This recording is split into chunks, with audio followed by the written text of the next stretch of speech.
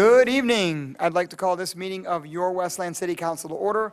We will begin tonight's meeting with the Pledge of Allegiance led by Councilman Delino Hornbuckle. To the flag of the United States of America and to the republic for which it stands, one nation, under God, indivisible, with liberty and justice for all. Thank you, Councilman Hornbuckle, for leading us in the pledge. Madam Clerk, roll call, please.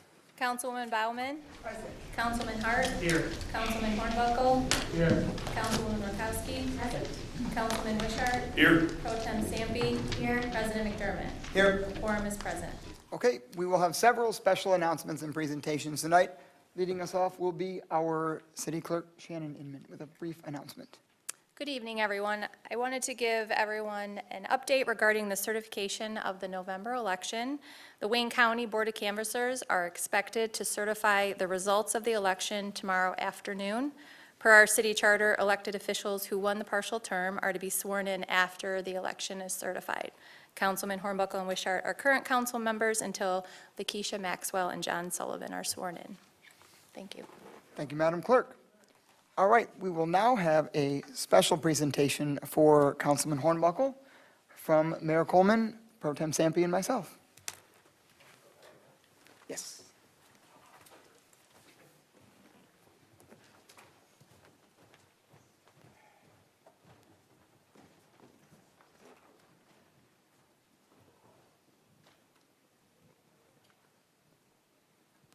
Good evening, everybody. Is this on? Yeah. Good evening, everybody. When an outgoing elected official has their last meeting, we have a tradition here in Westland of offering a certificate of recognition. So tonight, we want to say thank you and congratulations on your service to the city of Westland. Councilman Delano Hornbuckle, I know you served the city for about 2 years now as a city councilman, appointed by your colleagues, and I know you've enjoyed your time on council. We've enjoyed working with you. Thank you so much for your service to everybody here in the city of Westland, all 85,000 residents, businesses, stakeholders, everybody who touches our community. I know you have served with passion, and I just want to thank you for your service tonight. So I'll pass the mic to your colleagues so they can say some words as well. Thank you, Mayor, and thank you, Councilman Hornbuckle, for your service, stepping up to be appointed on the council, but really, more than that, stepping up to serve the community in 1,000 different ways. If there was a city event over the last 2 years, and really even previous to his tenure on council, you perhaps saw him there, whether he was there with his family serving ice cream, or at the senior center taking care of needs of seniors, or down in the southeast end at some of the churches there, helping out there. Every corner of the city, I think, has been touched by Delano's service and his work in this community. And we know that this is not a goodbye, because we know that you're going to stay involved and active and engaged in the community. And we really are appreciative of all the work that you and your family have done in the community over the last 2 years, and really far beyond that as well. Thank you. Thank you, Mayor. Thank you, Council President. I do believe, was it 3 years or 2? 3? Okay. So I just want to thank you, Councilman, for your service. I think that Council President said it best. Delano provided humility in many different sectors, many different ways. He served not only as a councilman, but he also served as a public servant.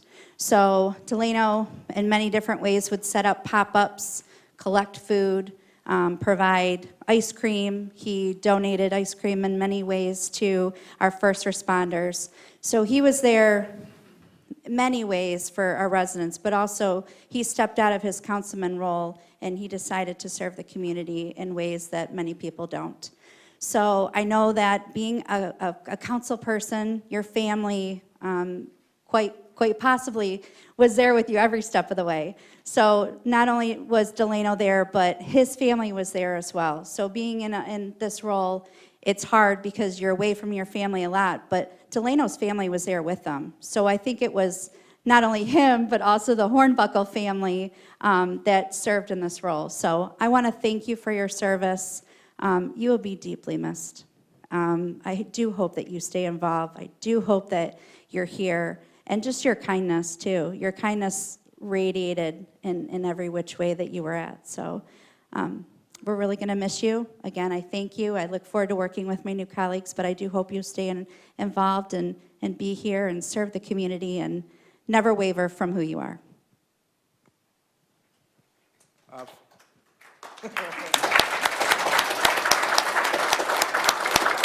First off, I want to say thank you. I appreciate every single one of you. I want to thank everybody here in the audience. I appreciate everyone. As you're correct, my mission is not over. My mission was day one to be a blessing to my community. And that's the mission no matter what title I have, is to always be a blessing. And blessing is being able to serve your community in different capacities. And that's the mission. That's what I'm going to continue doing. And I want to thank everyone here for allowing me to be a blessing to you. Thank you. Thank you, Councilman.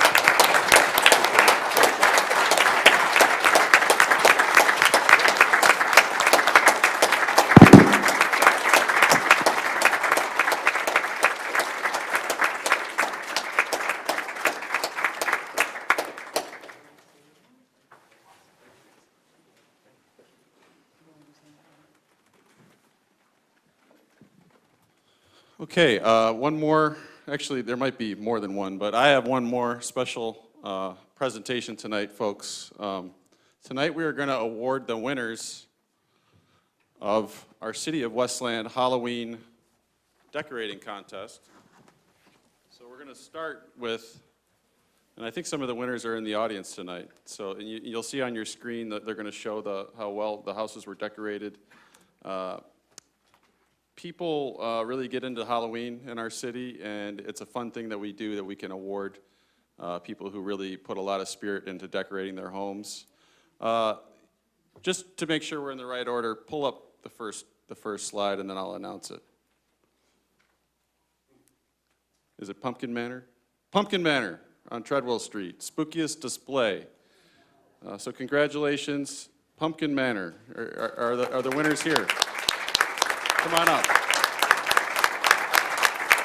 Well, nice work. That must have taken a lot of time. Yeah, and congratulations. Do you want to say anything? Well, I want to thank everyone from the community for coming by. This was honestly, it doesn't look like it, but it really is the biggest year that we have. And even from that picture, when it was submitted to Halloween, more was added to the display.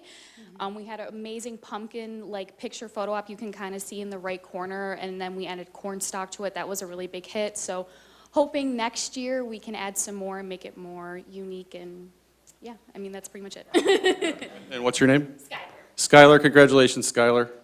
We'll take a picture with the...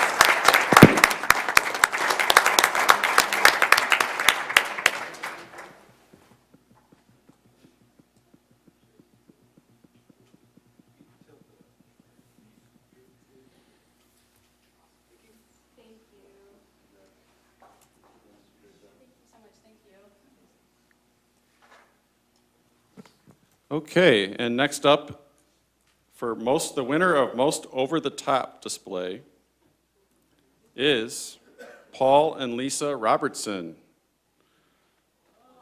Congratulate, oh, there we go, Alper Street, Paul and Lisa Robertson. Come on up, are you here? Congratulations. Wow, that is so cool. Congratulations, guys. Yeah, did you want to say anything at all? Sure. First time entering the contest. I want to thank everybody in the city of Westland that comes by. We have our yard open from October 1st all the way to the end of October, and we greet people. They walk all the way through the yard, and I had the honor of meeting Mr. Hornbuckle. He even showed up at the house one night. But yes, it's a lot of fun. It's a blast. We've been doing it several years now. This is our first year actually entering the contest. I don't normally do that, but my daughter wanted to do it, so she did all that work. But thank you, everybody. Thank you for those who came by, and thanks for voting for us. Congrats. Thank you.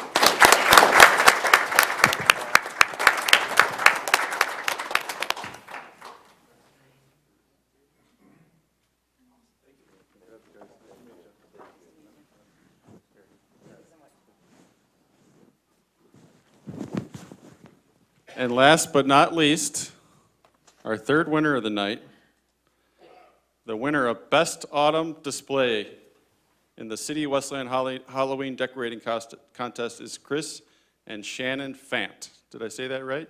Chris and Shannon, are you guys here? Come on up. Congratulations, guys. Nice job.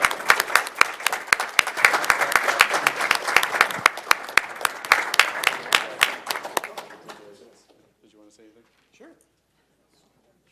So yeah, thank you. We've been doing this for about 4 years now. It keeps getting better and better every time we do it. Kids have all aged out now, but we still continue to do it because we really enjoy it. So thank everybody, and we're setting up for Christmas. So Santa, see you soon, buddy. You know, we're right on Cherry Hill, 2 blocks east of Hicks. So I'll come check it. Oh, I've driven by it. I've seen it. Right on Cherry Hill. All right. Appreciate that.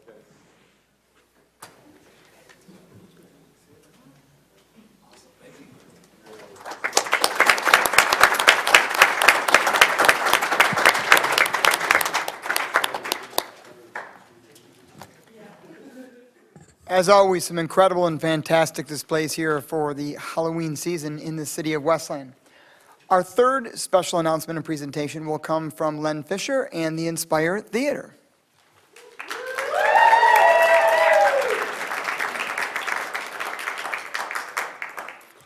Hi, my name is Len.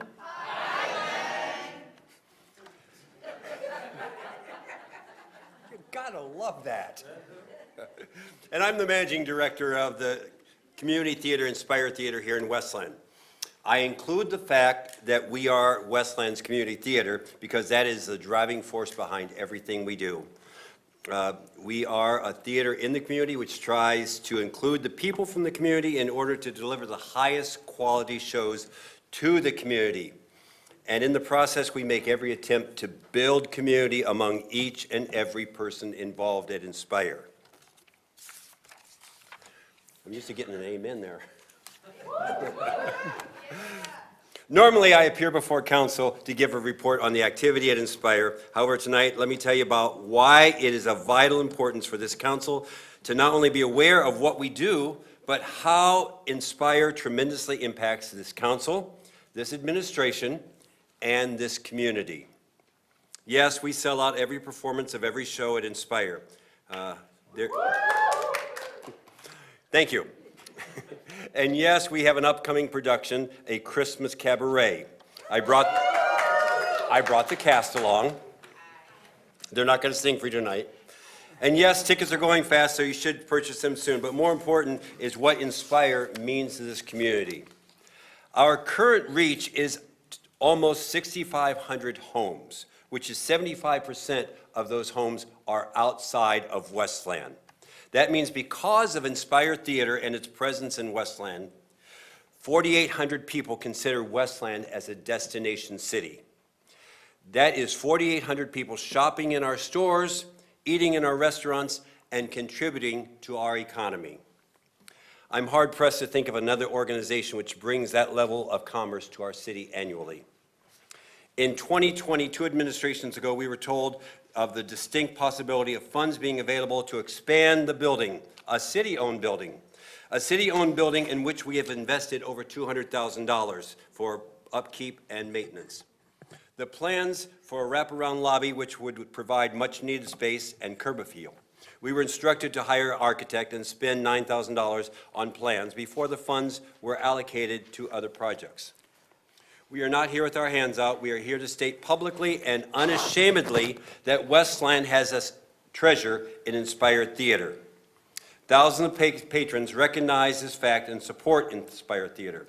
We ask that this council and incoming council members see the importance of not only keeping Inspire Theater in the community, but also locate the funding needed to make the building a showcase equal to the quality of entertainment provided by it. Thank you. Yep. Oh, go ahead, finish up. Thank you for your time and consideration. Okay. Thank you, Len.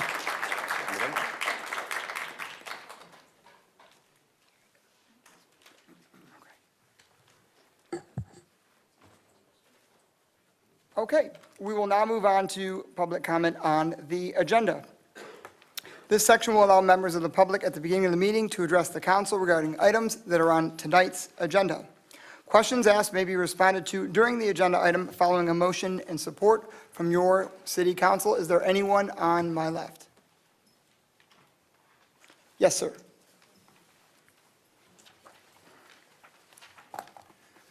Good evening. I come before you to talk to you about agenda item number 5. I expect that this will be no doubt approved, but I would like to point out the traffic along Ford Road. At Berry, I live on Berry. The traffic from the light at Central City gets backed up all the way to our street. And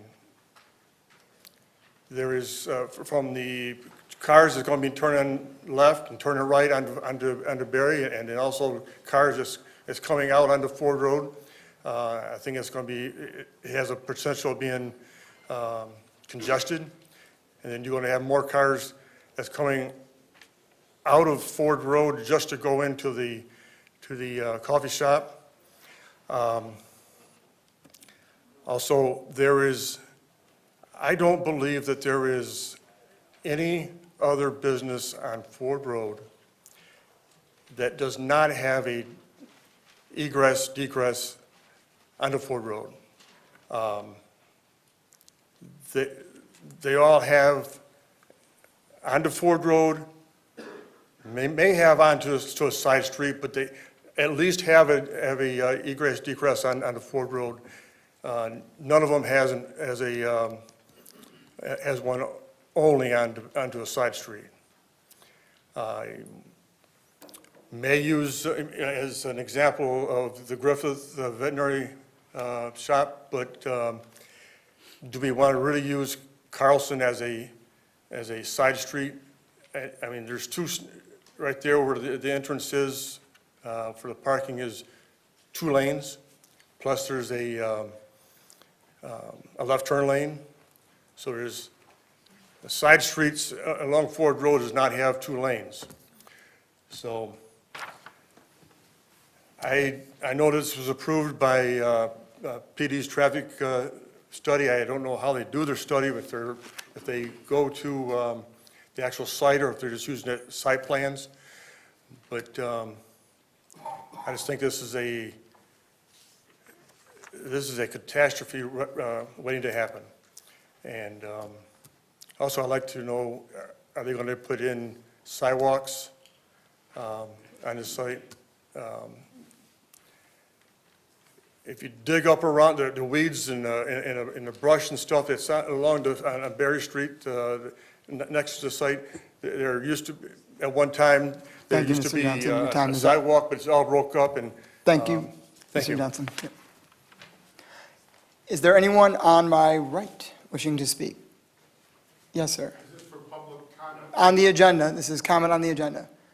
Anyone on my right wishing to speak, comments on the agenda? Anyone on my left?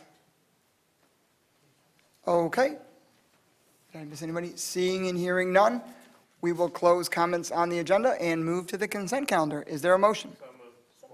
There's a motion by Councilman Hart, supported by Councilman Hornbuckle. Are there any changes to the consent calendar? Any changes to the consent calendar? Any dissent? Any dissent? Hearing and seeing none, motion passes. Council has approved the following consent calendar items: approval of minutes of regular meeting held November 3rd, 2025, approval of request from Don Nicholson Enterprises LLC to organize and promote the 14th Annual All-American Wayne Road Cruise, which will take place on June 6, 2026. Approval of contribution to Canton Township to support participation in the Moving Forward Western Wayne County Transit Strategy in the amount of $7,000, and authorizes the mayor and city clerk to execute any related documents necessary for this partnership.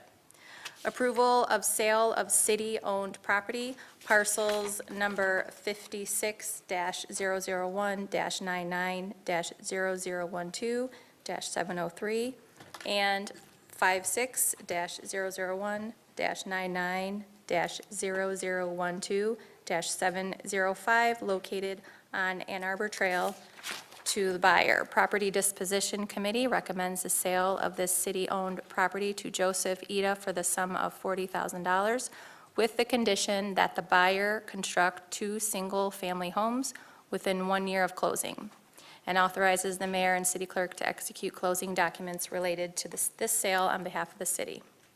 Approval of professional services from Jeffrey Bowdle for construction plan review services related to the Avenue Project, a new nursing home and rehabilitation center. Amount not to exceed $10,852.44.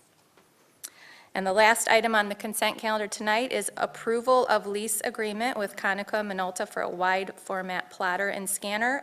Agreement shall not exceed $509.33 per month. Moving to payment of voucher. Is there a motion? Support. Motion by Councilwoman Murkowski, supported by Pro Tem Sampe. Is there any discussion from the maker?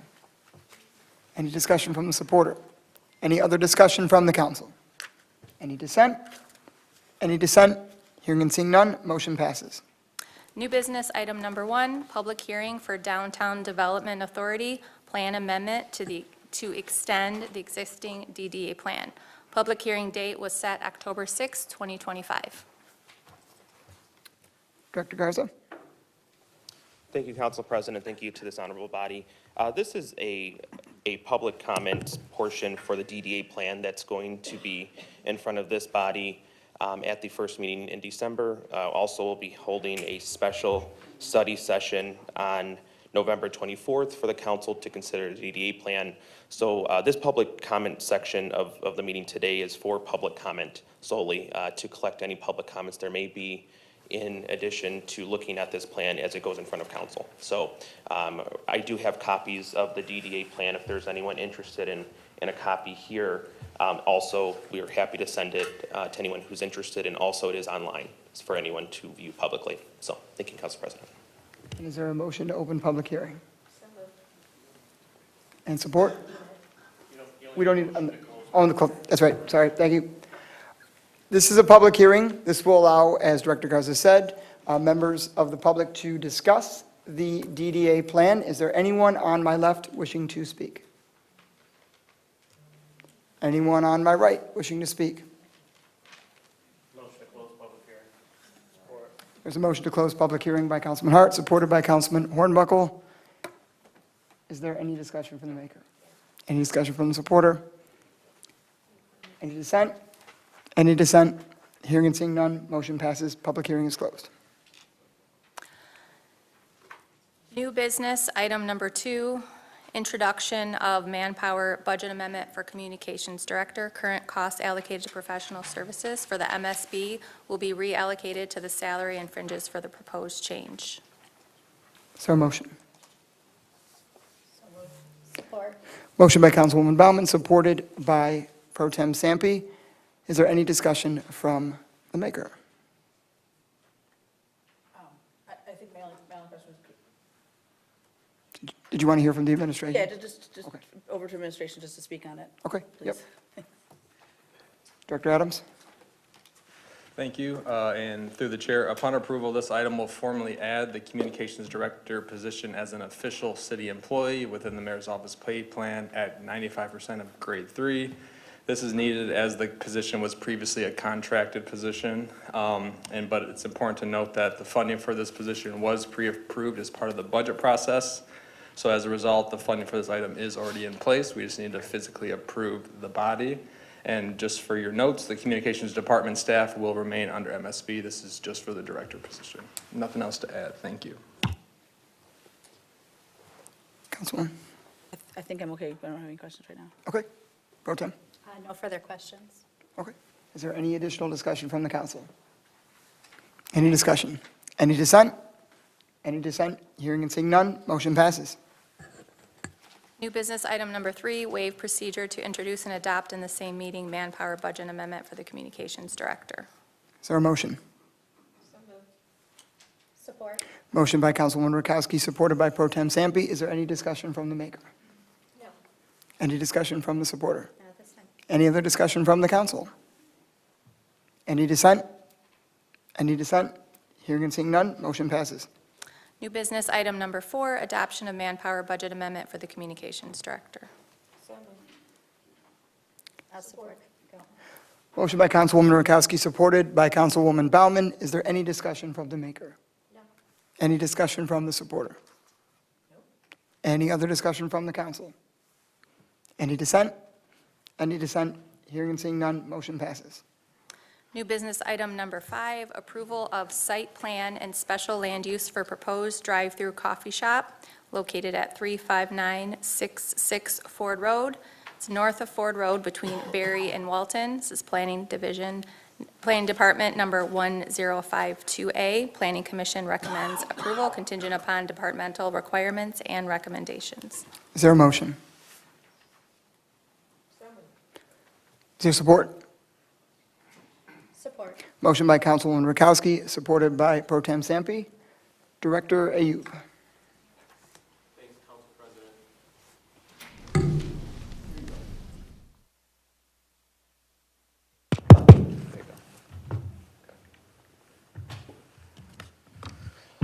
Sorry about that. Thank you. Good evening, City Council. The petitioner tonight is seeking site plan and special land use approval to build a 664 square foot scooters drive-through only coffee shop. This redevelopment project will result in the demolition of the existing commercial building that's currently on site. along with the closure of the two Ford Road driveways, again, currently existing on site. The property is approximately 14,000 square feet. It's currently zoned CB3, that's our general commercial business district, and also located in the Ford Road overlay district, which requires additional design guidelines for new construction. Drive-through facilities are permitted in the Ford Road overlay district, subject to special land use approval. The Planning Commission heard this proposal at its July 1st Planning Commission meeting originally, and at a second meeting on November 5th. At the July 1st Planning Commission meeting, the proposal was tabled. The primary concern identified by the Planning Commission was the introduction of two new curb cuts on North Berry Street, a residential street here on my screen. The commission noted that the proposed access points could create and reduce the level of service and negatively impact residential traffic conditions on North Berry Street. As part of the tabling action and recommendation, the petitioner was asked by the Planning Commission to consult the Michigan Department of Transportation regarding the feasibility of relocating the curb cuts on Ford Road, and also to reuse the curb cuts that are existing today on Ford Road. MDOT has since indicated several times with backup in your packet that it does not support access from Ford Road for this business or future businesses, citing a higher safety risk associated with new driveways for this small area of land. Again, email correspondence between the petitioner, the city, and MDOT is included in your backup. The petitioner returned to the commission on November 5th with a revised site plan that maintains the two curb cuts on North Berry Street where they originally were, and included design and operational modifications, working with the city to try to mitigate some of the concerns expressed at the Planning Commission, by the Planning Commission, and also by some residents that attended that live off North Berry Street. While also achieving a significant economic development benefit through the redevelopment of a long blighted parcel in the Ford Road corridor. The proposed revisions to help address the neighborhood and traffic concerns were left turn only exit. Vehicles exiting onto North Berry Street will be restricted to left turns only, with a clearly posted left turn only sign, and also the geometry design of the left exit curb cut over here, which it forces you to make a left turn instead of turning right into the residential neighborhood. There's also additional perimeter landscape screening that the developer is proposing off North Berry Street to screen some of that commercial traffic. Originally, a fence, vinyl fence was proposed along the northern property line adjacent to residential, and the petitioner is now proposing a masonry wall. There are some signage recommendations made by MDOT that the petitioner is also installing on Ford Road as well. The 2018 City of Westland Master Plan designates the site as city center. The proposed building will be constructed using a variety of building materials, including stone, concrete block, and vinyl siding.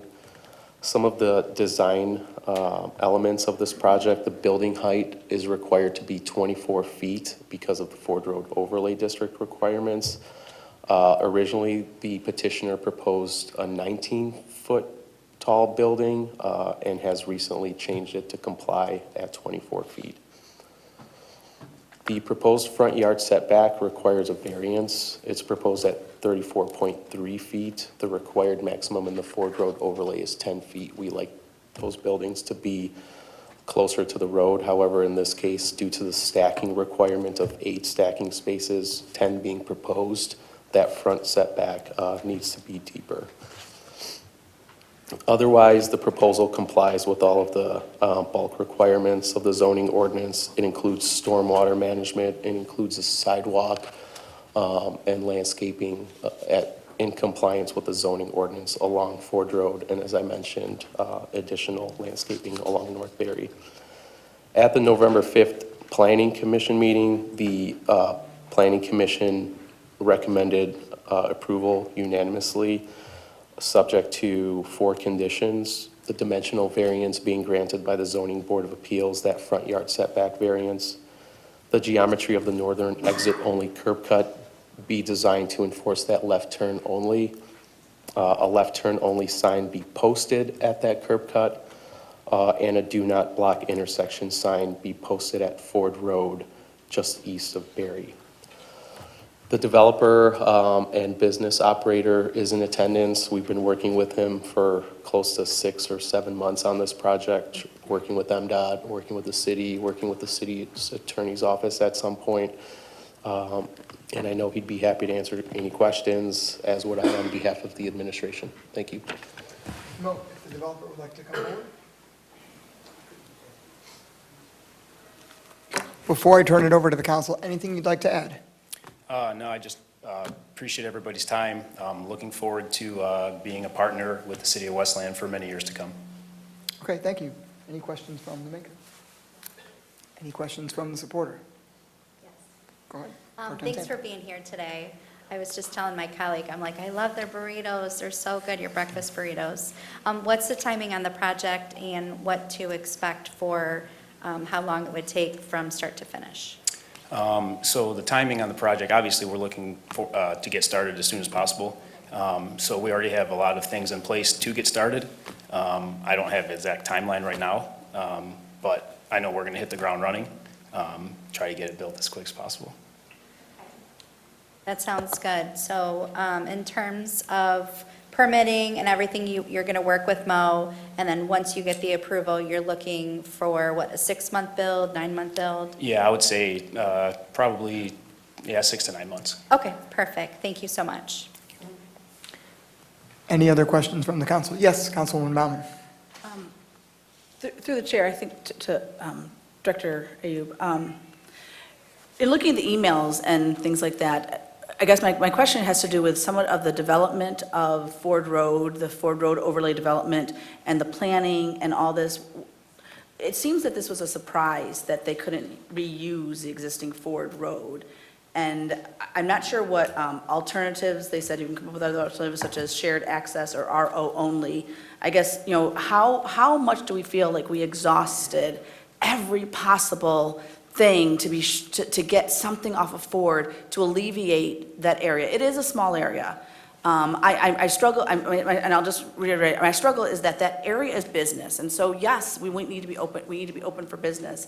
But I guess I just want to I want to understand a little bit more, because we've got other developments that want to come in on Ford. Are we going to have this problem with all of them wanting to have access on Ford? What makes this one so unique?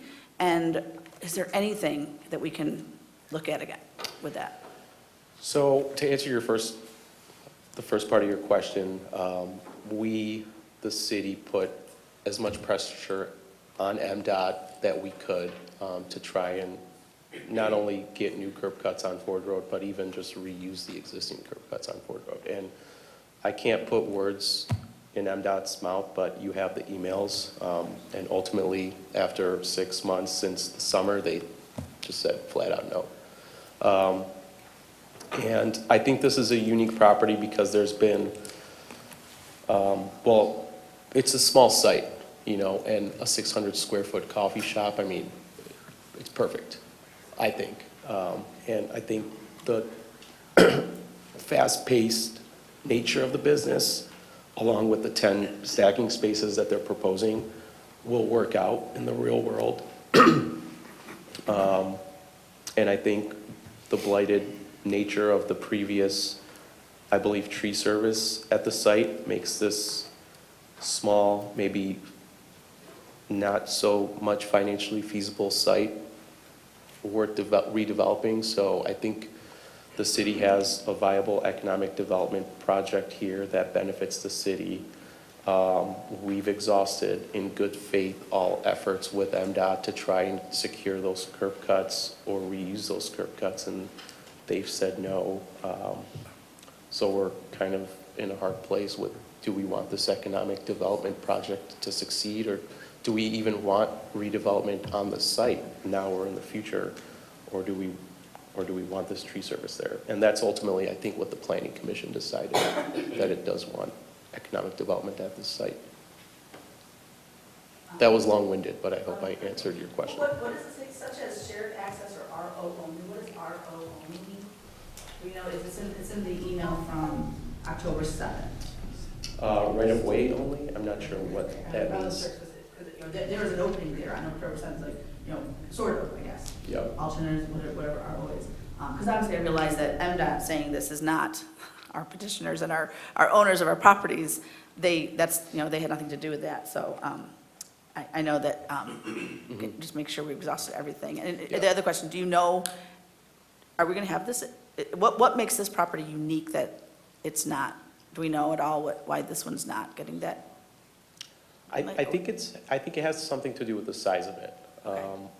MDOT didn't really engage in too much dialogue, and they usually don't.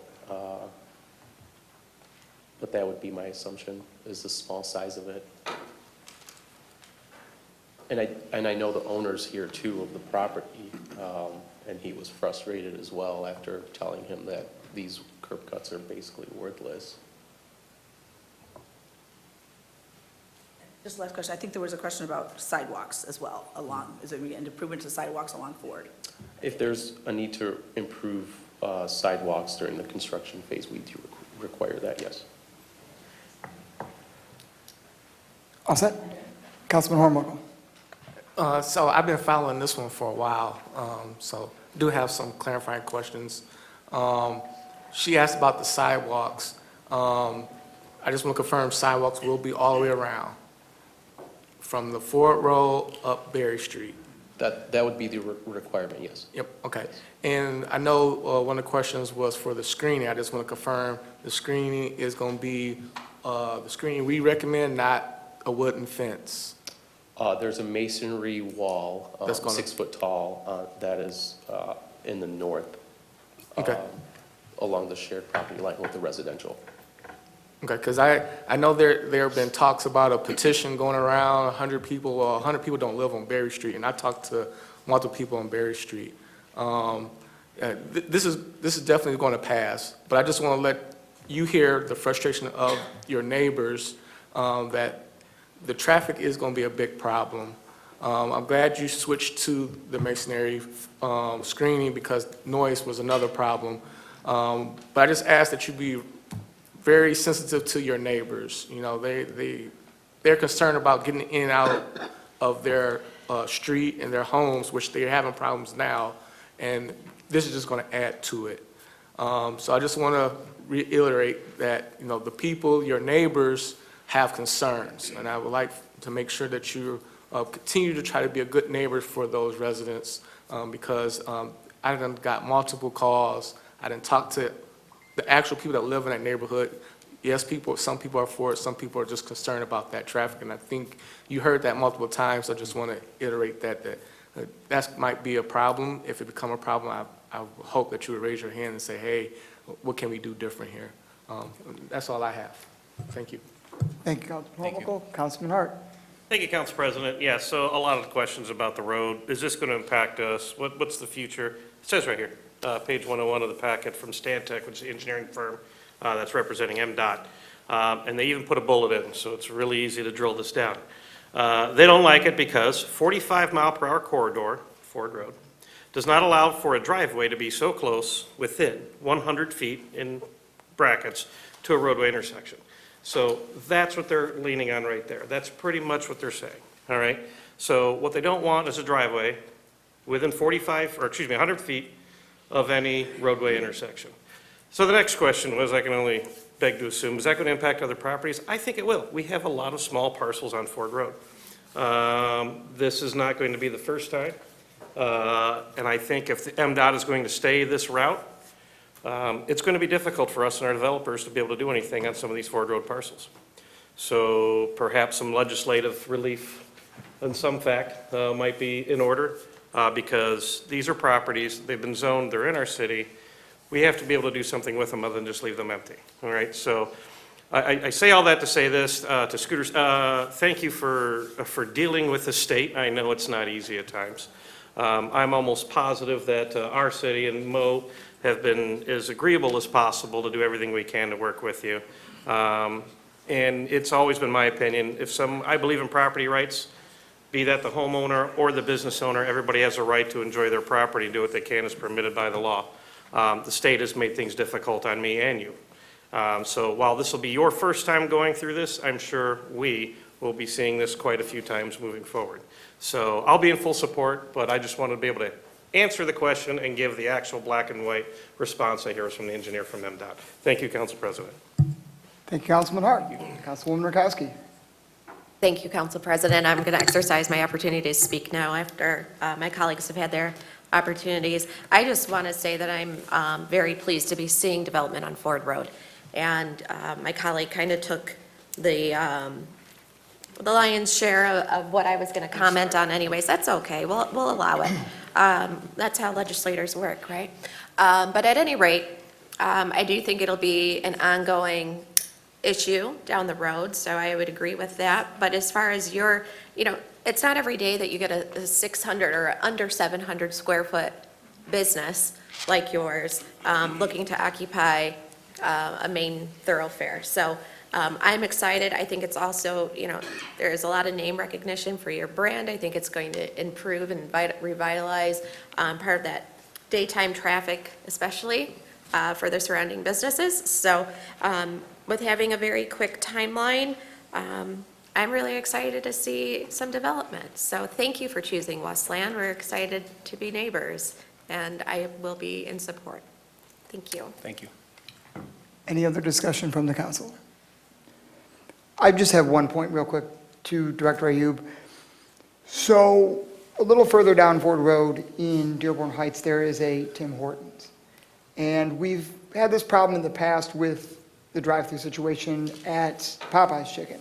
And further down the road, the Tim Hortons in Dearborn Heights at Ford Road has the problem where, traffic goes all the way around the building, out the road, and at 7, 8 in the morning, because I used to drive that route to work when I worked in Southfield, it's backed up into the street.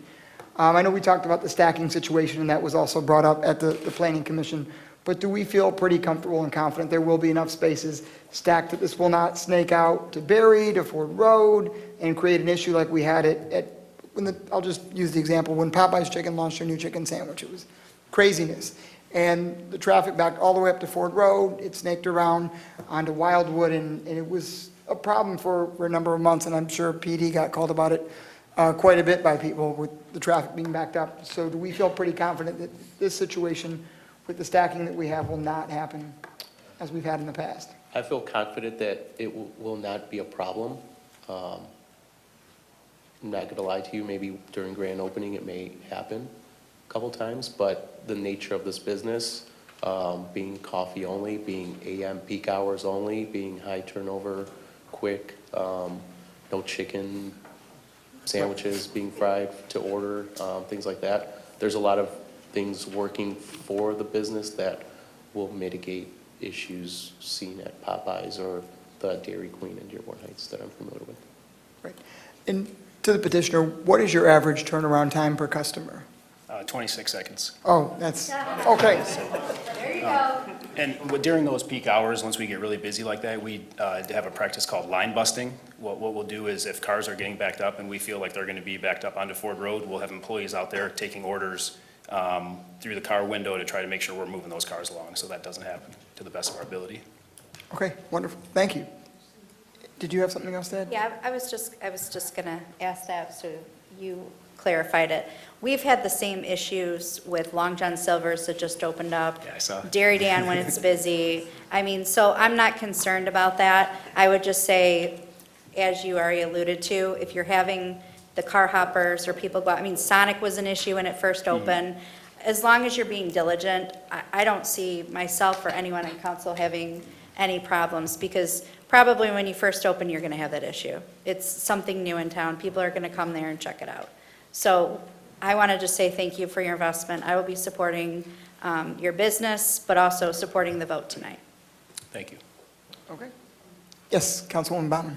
I did want to recognize, too, that in the change of the plans, I know for people who are watching and kind of looking at this, is that if I understand correctly, the plans changed from the beginning where even the curb cut coming out of your location is going to guide people to the left, so they're not going to be pushed, it's going to be hard pressed to go to the right. And I mean, I'm actually in the neighborhood as well, so I'm very familiar with all that.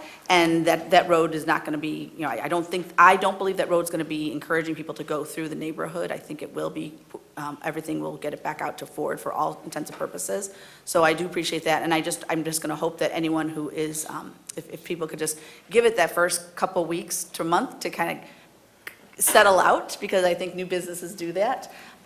So yes, so I'm encouraged by that, obviously, and I did want to, I know you guys worked hard to try to accommodate as much as you could because you have no control over MDOT, and that is a difficult thing, so. And I think the extra cars inside, I think there was the stacking was increased also, so I thought that was also really good, so thanks. Thank you, Councilwoman. Any other discussion from the council? Any dissent? Any dissent? Hearing and seeing none, motion passes. Best of luck, and thank you for your investment in the city. Appreciate everybody. Thank you very much.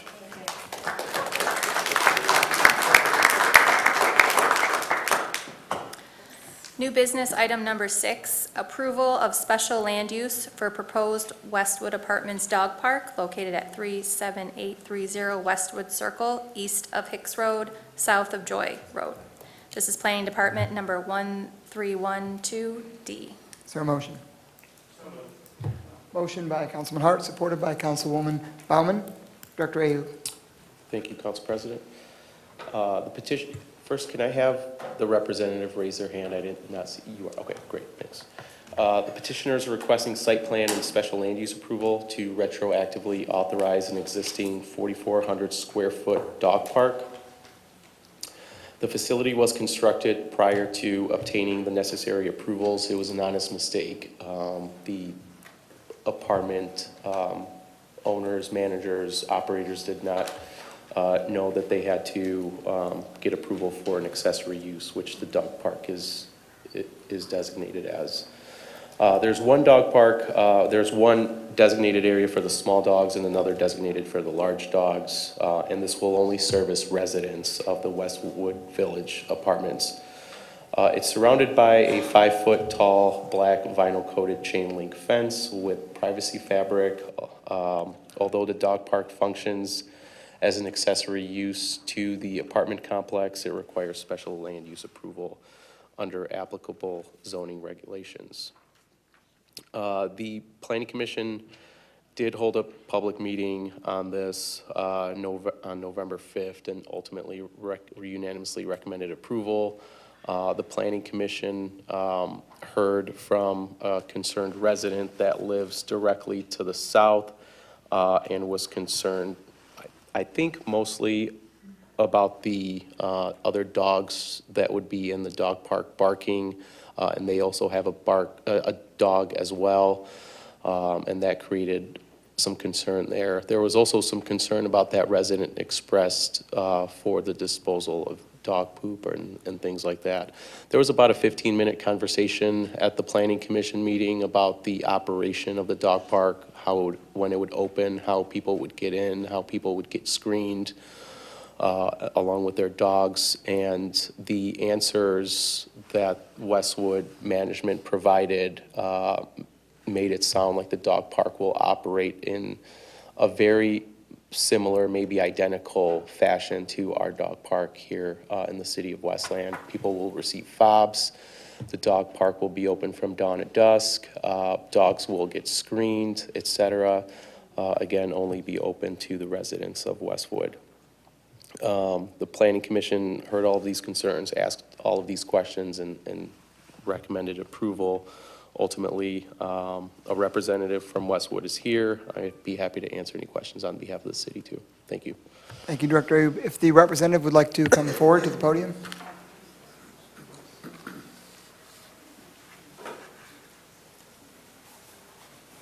Good evening. Good evening. Before I turn it over to the council, anything you'd like to add? No, thank you, sir.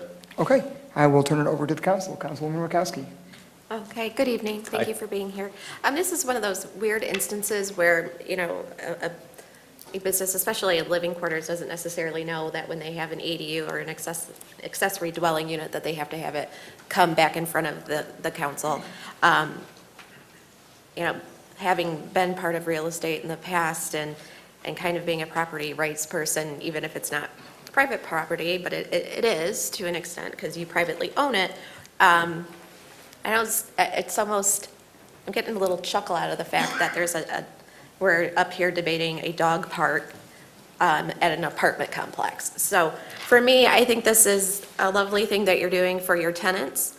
There's not very many complexes that even allow you to have pets, much less provide an amenity for them. So I'm in support of it. Obviously, we're always going to ask people when you change something to your business model or your amenities, be kind to your neighbors. If the barking gets excessive, you know, maybe talk to the dog owners. But, you know, if we could all just magically make dogs stop barking, none of us would be up here, and you certainly all wouldn't be sitting out there.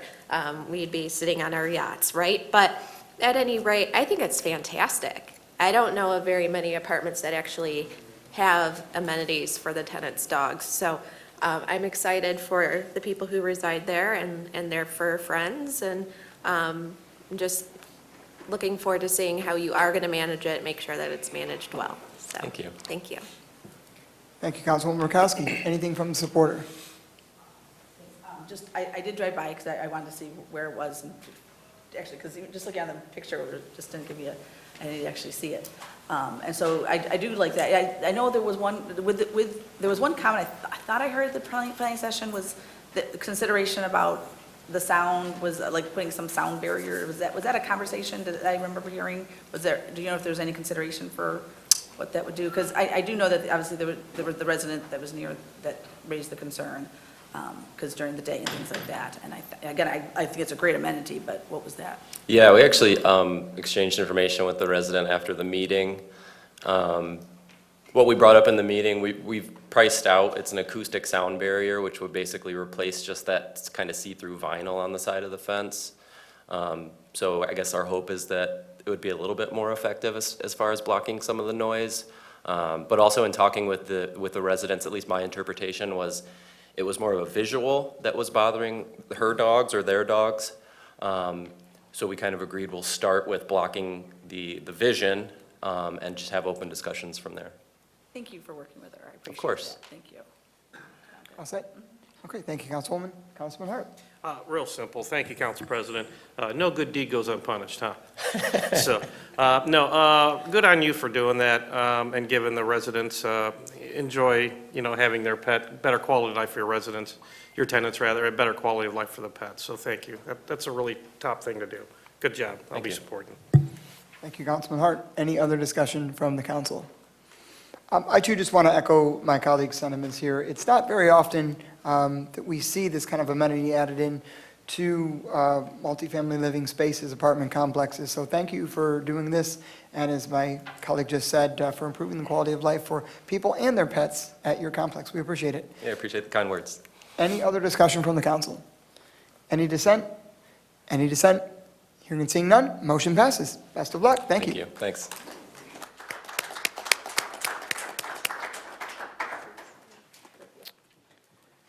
Okay, we will now move on to public comment. Everyone speaking before the council should do so in a civil manner. Speakers should refrain from abusive or profane remarks, vulgar language, disruptive outbursts, threats, racial slurs, or other conduct that interferes with the orderly conduct of the business meeting.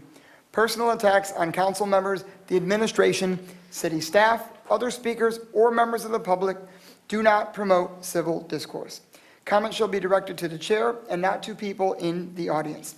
The chair shall call to order any person who is being disorderly by speaking when not having been recognized by the chair or is being disruptive to the proceedings.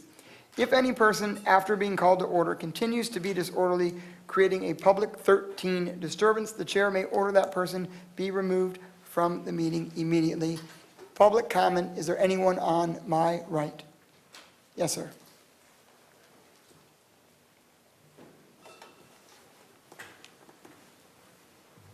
Hello, my name is Gary Kaufman, and I'm a resident of this fantastic city and have been in 2 different stints for the majority of the last decade. This afternoon, I spent a few hours writing out a public comment, which barely fits in the 3-minute window if I read it fast. Unfortunately, I left it at home inadvertently, so I can't deliver it tonight. But I'll tell you in a minute what I was going to talk about and will talk about at my next appearance at this podium. I think a few of you might recall that I've been at this podium maybe half a dozen times in the last several years, and that I normally offer very positive comments about people. And since I'm not going to have the benefit of my original script and want to say some positive things tonight, I'll say that I think this council that we have presently is maybe the best council that we've ever had in the city or ever will have. And as I survey the dais, I don't see anybody who I don't have enormous respect for.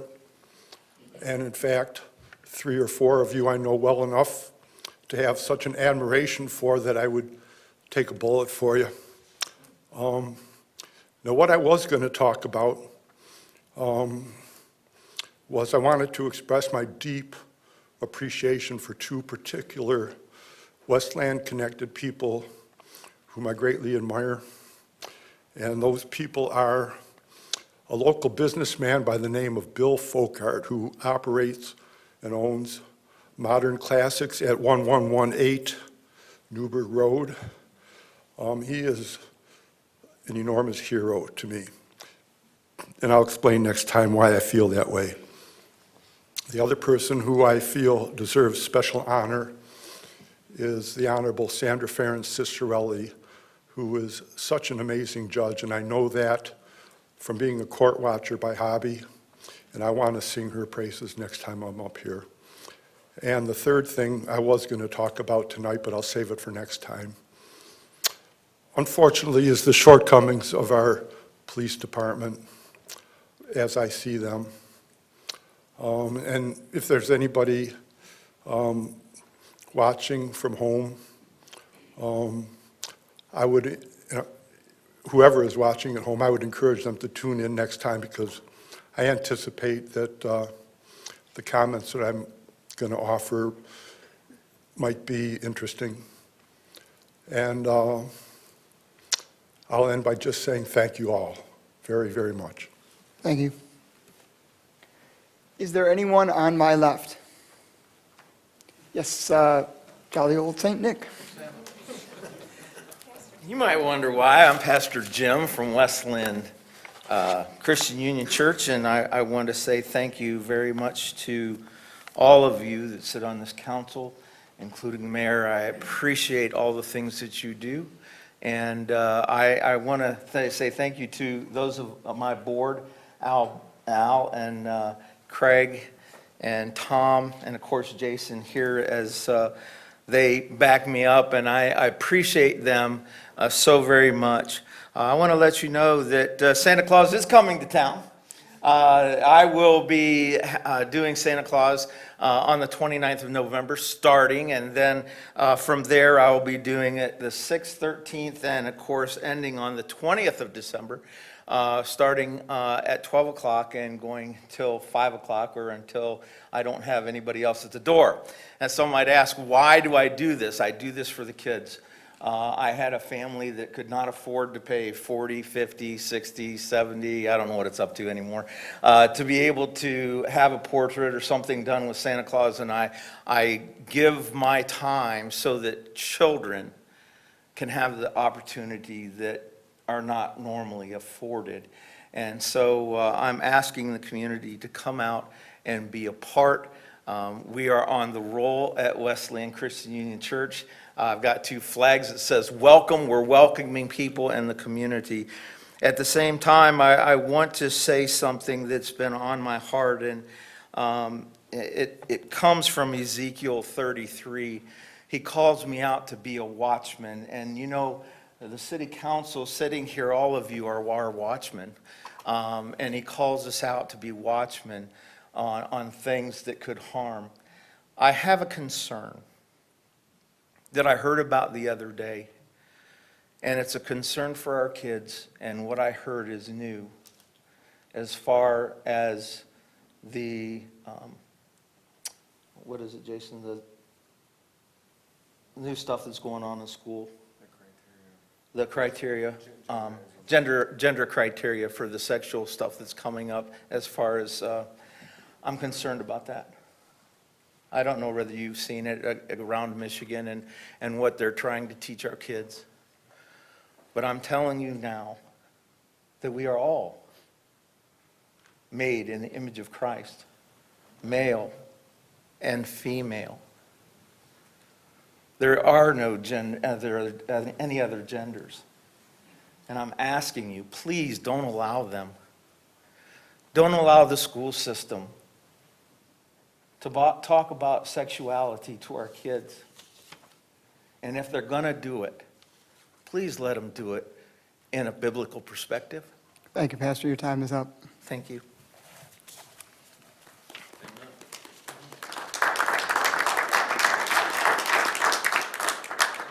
Is there anyone on my right?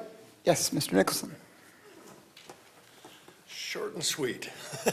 Thank you, everybody, for approving us for next year's All-American Wayne Road Cruise. With it being the 60th anniversary of Westland, we moved it a week earlier just to try and have non-competing events and hopefully make this one the biggest and best of our 14 years. So with that, I thank you for allowing us to do that and bring something great to the community. We'd like to see, right now I've got about 58 1966 cars ready to come out and show off this next year for us. So we're working to get 60 1966 cars. Other than that, have a very happy Thanksgiving and a happy holidays if I don't get back to see you guys again. Thank you. Thank you, Don. Is there anyone on my left? Yes, sir.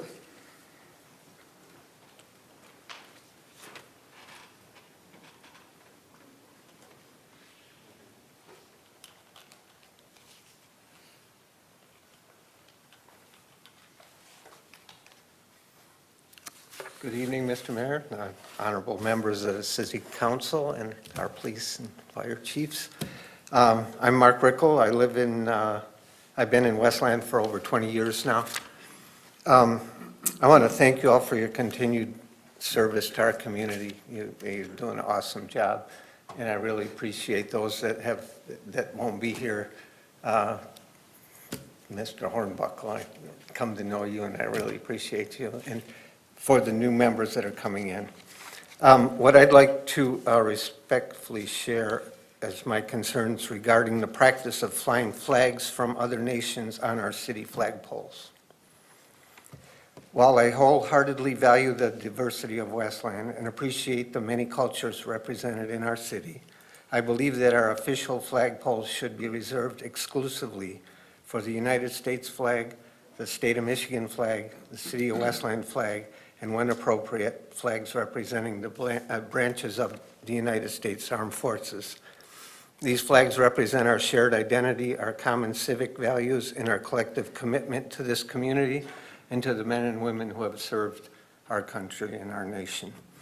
Displaying foreign national flags on city property, even with good intentions, can unintentionally cause division, raise concerns about fairness or political neutrality, and blur the line between cultural celebration and official governmental representation.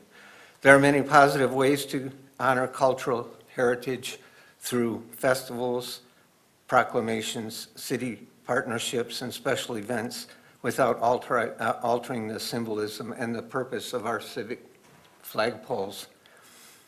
Once you do this, I got a list of 120 countries that are celebrating their independence. So if you do one, you have to be fair and do it for all. So I would just thank you for considering this perspective and your dedication to the people of Westland. My request is this: let our official flagpoles remain dedicated to the symbols that unify us as one city, one state, one nation, while continuing to celebrate the rich diversity of our community through the other appropriate means. Thank you. Thank you, sir. Is there anyone on my right? Ray? All right, it's good to be here, you know, updates and stuff. And so let's talk about this mental health here for a second. This is my passion, and I really care what goes on out there. And first of all, in my meetings, I did bring it up, and matter of fact, he did talk to me, the director, and explained to me that they kind of want to move people around in different, well, you just don't tell someone one thing, expect them to be there, you know, and then you don't tell them.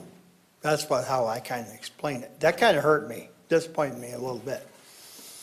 And I told him, you know, I apologize too, but, you know, I've been carrying this around for a while.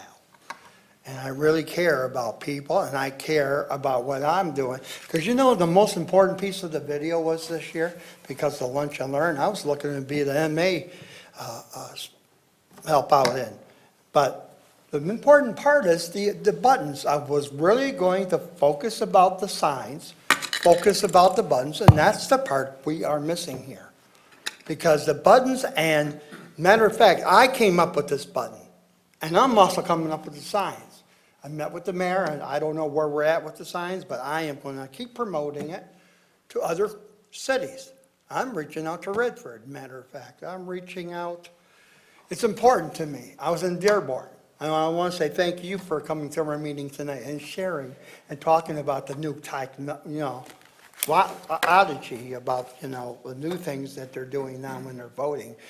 I am a very busy guy here, working as a peer mentor, and I'm telling you, I've been there 13 years, and I'm still standing. Matter of fact, I'm reaching out to the police department. I always had a meeting with them. I have opportunities, more training for new ones. And also with the fire department. To me, that's important. Mental health, you can't just shove it underneath the rug.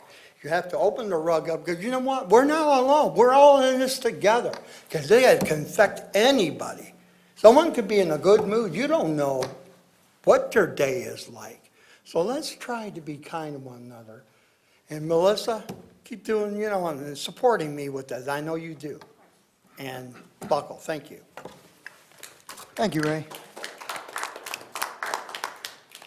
Is there anyone on my left? Yes, sir.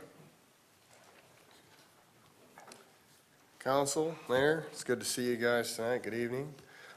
Just want to thank everybody for acknowledging Santa Claus tonight. That's my pastor there. We have been out Sundays trying to do a more of an outreach. You know, we got a prayer sign out there and stuff like that. So if any of you guys ever want to stop in or know somebody that may need some prayer, we're out there. The mayor acknowledged us, spoke to me earlier about it. So I'm just appreciative of the church, the outreach that they're trying to do here. And I just want to try to get them out there a little better for the community. They are there for the community. We're not out there panhandling. We do care for our neighbors. We do love our neighbors. And I just want to just kind of boast on these guys for a minute, because these guys taught me a lot in a little time I've been with them, and I'm just grateful to be in that church, their fellowship, and they're very solid. They're very wholehearted. There's a good word being preached there. If anybody wants to have an opportunity to hear God's word there, every Sunday, 10:30, I'd encourage everybody to just give it a shot. You know, you as council members and the mayor, just come in and sit in one day. You know, just check it out, and it gives us encouragement. You know, as a city, to see some of the council members step out and in faith as well. You know, we've had talks, Emily, and so she's talked to me about faith and stuff. I'm just grateful to have those opportunities, and I'd like to see more with you guys. God bless you. Thank you, sir. Is there anyone on my right? Yes, Mr. LeBlanc? George. It took a lot to get me out of the house to be here tonight. Heard the big guy was here. I've been good. Remember that. Reason I'm here tonight involves the election. I believe this is the first meeting after the recent election. I know the results haven't been certified yet, but the expectation is that they will be tomorrow. So I'm here to offer some thanks, and I'll start with the clerk's office. Madam Clerk, you, your staff, your election officials, what an awesome job.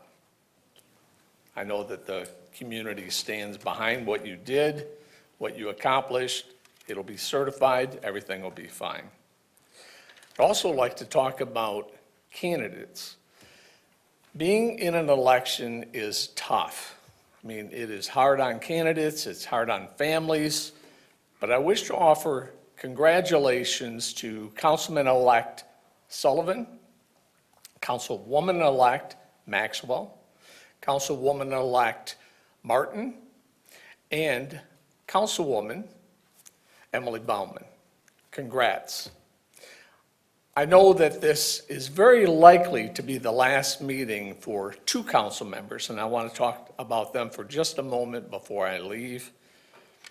Councilman Wishart, as the least senior member of the council, you know, he came in at a time where it was interesting. It was a very challenging period. You agreed to step in, the council voted for you, nobody really knew who you were. They didn't know that you were building a family. I can't imagine what it must be to step into a new position, have a baby become born, have to campaign, etc. I want to say thank you for your support personally, for the clerk's office, for the administration and its staff, and for the city of Westland. And Councilman Hornbuckle. You know, when I think about Councilman Hornbuckle, I think about compassion, empathy, support for the Westland community. And I'm going to say that without being intentionally disrespectful to anybody, your level of the things I mentioned, I don't think were matched this year. I mean, the things that you did were really impressive and supportive of the Westland community. And I really offer thanks for what you did during, again, a challenging time. And I'll conclude by saying, Mayor Coleman, to be unopposed in an election, it's a great thing, as you well know. I experienced it myself a handful of times, and it's wonderful. Congratulations to you as well. Your time is up. I have to be fair. Time is up. That is so awesome. Thank you.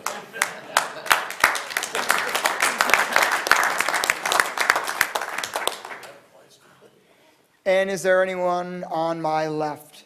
Yes, Mr. Stachow.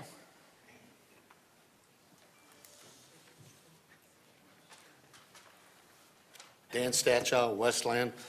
Good evening, Mayor Coleman, Deputy Mayor Jim Godbout, directors, city council members, police, and fire chiefs. This evening, I'd like to talk about a special person, Shannon. In my precinct 3, we have a blind individual that comes in and votes. And the empathy that your crew put out there for him and the way they worked with him, they deserve special recognition. But I'd like to thank you for that. Everybody have a great, happy Thanksgiving, and we'll see you next month. Thank you, Dan. Anyone on my right? I know we had some more people on the left. Mr. Johnson? You know, I listened to a former president before I came in to the council meeting tonight. And he was giving his last speech. And in his speech, he recited part of a letter that he received from a citizen that lives here in our great country. And he said, you can move to Germany, that doesn't mean you're German. You can move to France, doesn't make you a Frenchman. You can move to Australia, that doesn't make you Australian. But anyone, just about anyone in the whole world can come here legally to the United States of America and become American. I don't think that we ought to be putting up, raising any other country's flag than our own. I think if we do so, it's disrespectful to our veterans that has fought for our country to make us Americans. Also, Mr. Weiser, Mr. Hornbuckle, thank you for your service. Didn't know you, still don't know you too well, Mr. Weiser. I know, as long as I've known you, it's been a little while. You've been a great guy, and I wish that more people would get a chance to know you. To the winners, congratulations. I wish you well. If you don't do well, it means the city don't do well. Mayor, if you don't do well, guess what? Our city ain't going to do well either. So I wish everyone well. I still got a few seconds, so I want to say this. We have, for many years, this has been my pet peeve,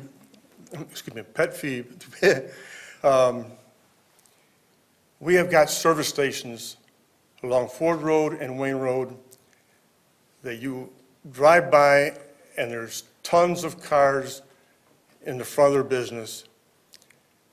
A lot of them never gets taken care of, never fixed, and a lot of them also don't even have proper license. So I would appreciate it if this can be taken care of, looked into. Thank you very much. Thank you, Mr. Johnson. Anyone on the right? Anyone on my left? Yes, Linda.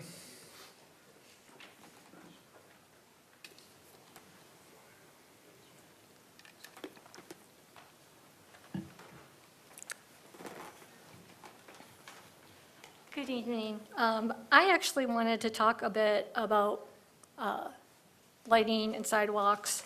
I know in the last few weeks, few months, we've had some injuries, and one of them was fatal. Recently, we had an injury of a 9-year-old at a middle school here in Westland. That was on October 23rd.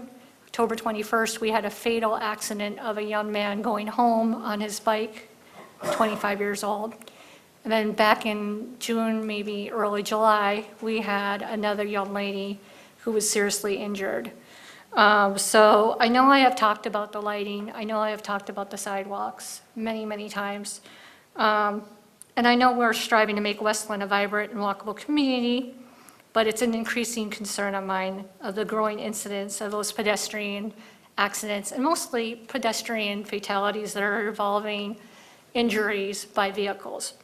Proper lighting, safe sidewalks are fundamental to preventing these incidents, but maybe we could install or improve the street lighting, particularly of a high-risk area such as major intersections where the pedestrians are crossing.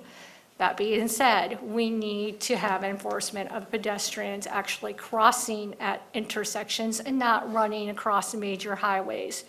Had this happen multiple times on Ford Road, I think they're going to the school here, possibly over John Glenn or not, but they're in black clothing, they're running across the 4 lanes, not going to the intersections.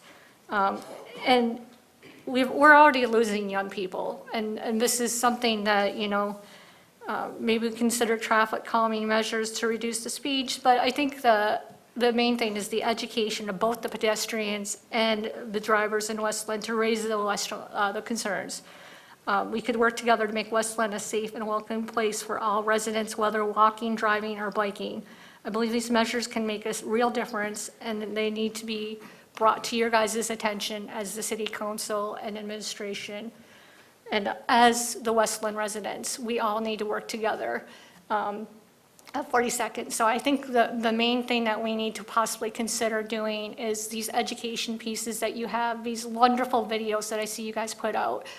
And it's a lot of what can we do in Westland for the week coming up. We need to have the education put on there too. And it should be something that's fundamentally known. We should know not to wear black clothing at 6 o'clock in the morning when there's no lighting. But maybe it's a piece that we need to have out there, and maybe the police or someone could put that safety measure in, or the city council or administration. I appreciate your time. You guys are amazing. I hope you have a good night. Thank you, Linda. I'm guessing no one on my right. Okay. Anyone else on my left? Yes, sir.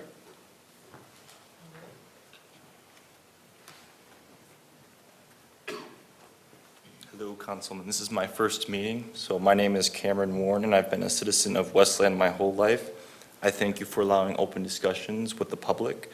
So this is my first council meeting, as I've said, and I am currently the TPUSA chapter president of U of M Dearborn, trying to get involved in my local community and see how I can pray for people, support local churches, and find ways to preserve the American spirit. I've gone to Wayne Westland schools in my childhood, including Franklin Middle School, Wayne Memorial, and I'm not sure how the school district handles politics or the political side in 2025 in schools. I graduated in 2021, but I would love to express my concerns with the school districts considering their safety and political rhetoric that can go around. I want to see people my age and kids younger than me feel safe in their city and be comfortable sharing their political views throughout the city. I appreciate your time, and thank you. Thank you very much. And anyone else in the audience? Mr. Warren.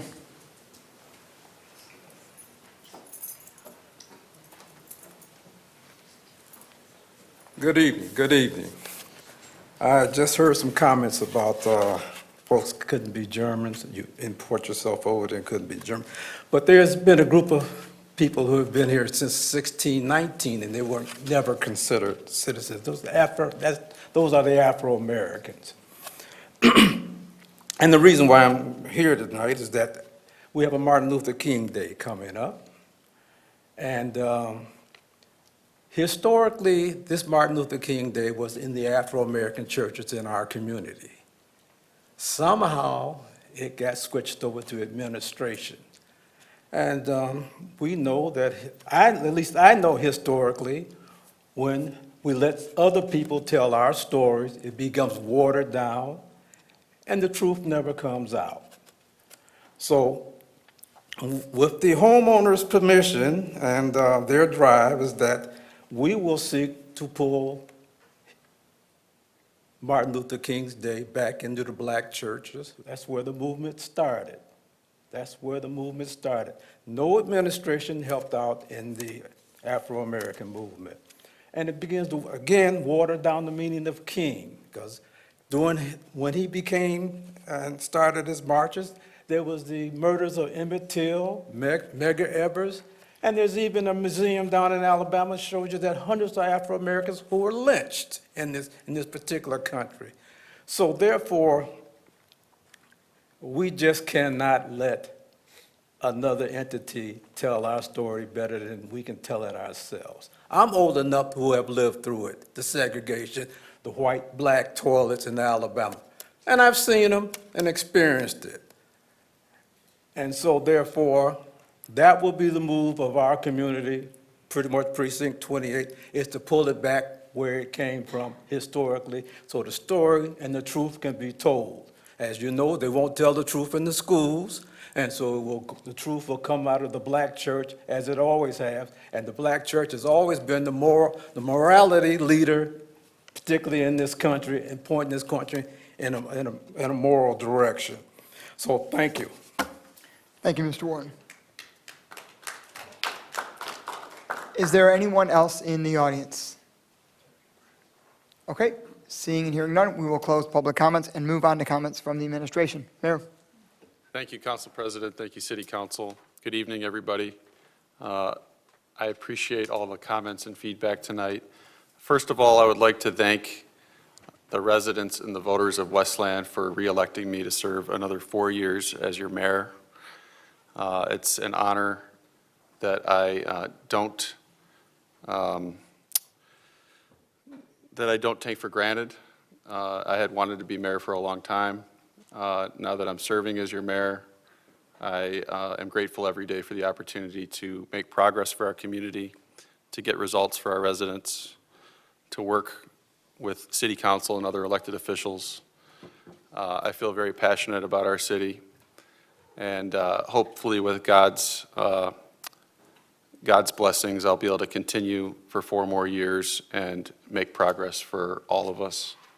I believe that running a city is something that one doesn't do alone. It takes a village, it takes a community to do the things that we do. So I want to also thank every city employee who puts in hard work day by day to make our city run smoothly and serve our residents effectively. I'd also like to congratulate Councilwoman Baumann on your reelection. I'd also like to congratulate Councilwoman-elect Martin, Councilwoman-elect Lakeisha Maxwell, and Councilman-elect John Sullivan on becoming elected. And I know that you're excited to serve, and I look forward to serving with you as new members of the council and to all the council's members who will be remaining. Couple quick updates on my list tonight. The Palmer-Vinoy Road construction is underway. This might be a repeat from the last meeting, but I know drivers want to know this stuff. The project includes replacement of concrete curbs and installation of sidewalk and ADA ramps. Detours are in place, and the road is closed to traffic from 8 a.m. to 3 p.m. during the asphalt resurfacing phase, which should take just 2 to 3 days, and the road will be closed with the detour route. Construction is scheduled to be completed by November 26th. We're going to be doing holiday Christmas trees at the new Nankin Square, which is almost complete. The very first event that we're doing there is a winter market where folks can purchase these trees through the cityofwestland.com recreation portal. They can sponsor a tree for $125. The cost includes a 6-foot tree, lights, and a sponsor sign. The trees are intended for businesses, nonprofit organizations, or memorial trees for family members. Please contact our Parks Department at 734-722-7620 for more information. The Westland Police Department will hold their annual Stuff a Squad Car on Friday, November 28th, which is the day after Thanksgiving, from 10 a.m. to 2 p.m. at the Westland Mire. I plan to stop by around 11 or 11:30 to see everybody. Please bring a new unwrapped toy to benefit the Westland Goodfellows No Child Without a Christmas program and get a free picture with Santa. WNIC 100.3 will be on site from 10 to noon playing holiday music to get you in the spirit, and WLLZ 106.7 will be rocking with us from noon to 2. Saturday, November 29th is Small Business Saturday. Westland Shop and Dine District has over 160 wonderful shops, restaurants, and services, making it Wayne County's premier shopping and dining destination. I invite you to shop local and help your local businesses and local economy. Also, please mark your calendar for the annual tree lighting ceremony at City Hall on Wednesday, December 3rd from 5:30 to 7 p.m. The Norwayne tree lighting at the Jefferson Barnes Community Vitality Center on Wednesday, December 10th from 6 to 7:30 p.m. The Christmas Festival at Gethsemane Missionary Baptist Church, which is a great event. Always a fun time, on Saturday, December 13th from 1 to 5 p.m. And again, the Winter Market, which I just mentioned, our first event at the Nankin Square and Amphitheater from 4 to 7 p.m. on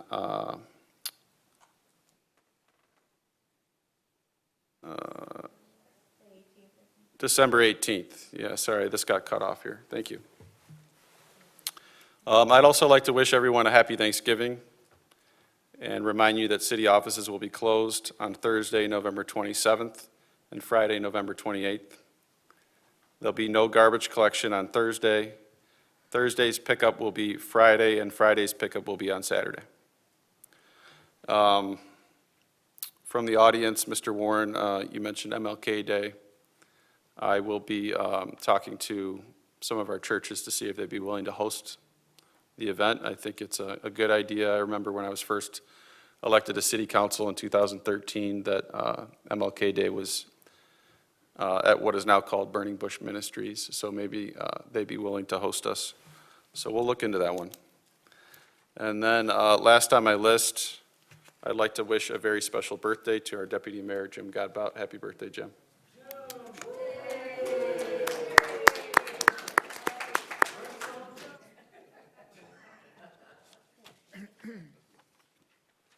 And that's it. Okay, thank you, Mayor.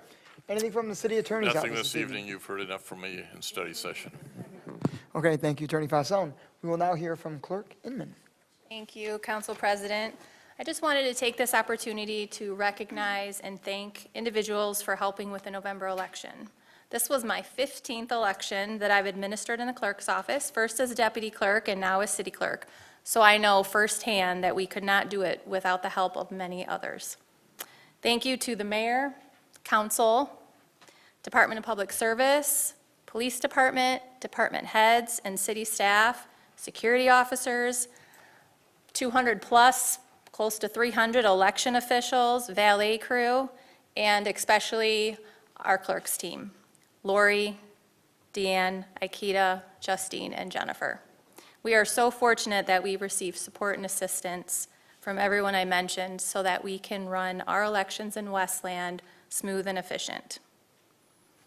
Election day was pretty quiet as expected. 11,954 voters, or 17.86% of registered voters, voted in this election. We had 161 voters over 3 days of early voting, 3,343 who voted on election day, and 8,450 voters who chose to vote absentee. That's all I have for now. I hope everyone has a great Thanksgiving. Thank you. Okay, thank you, Clerk Inman. All right, we will now begin council comments this evening with Councilman Wishart.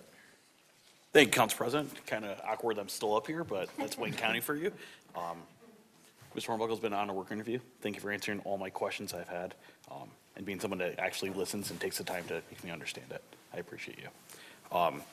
One other thing, it's that time of year again for retail. As someone who runs a major store, please be kind to the employees there. They're trying their hardest. Give them a second. They really are trying to. This is the hardest time of year for us there. Just be nice to them. That's it. Thank you, Councilman Wishart. We will now hear from Councilman Hornbuckle. I moved you up.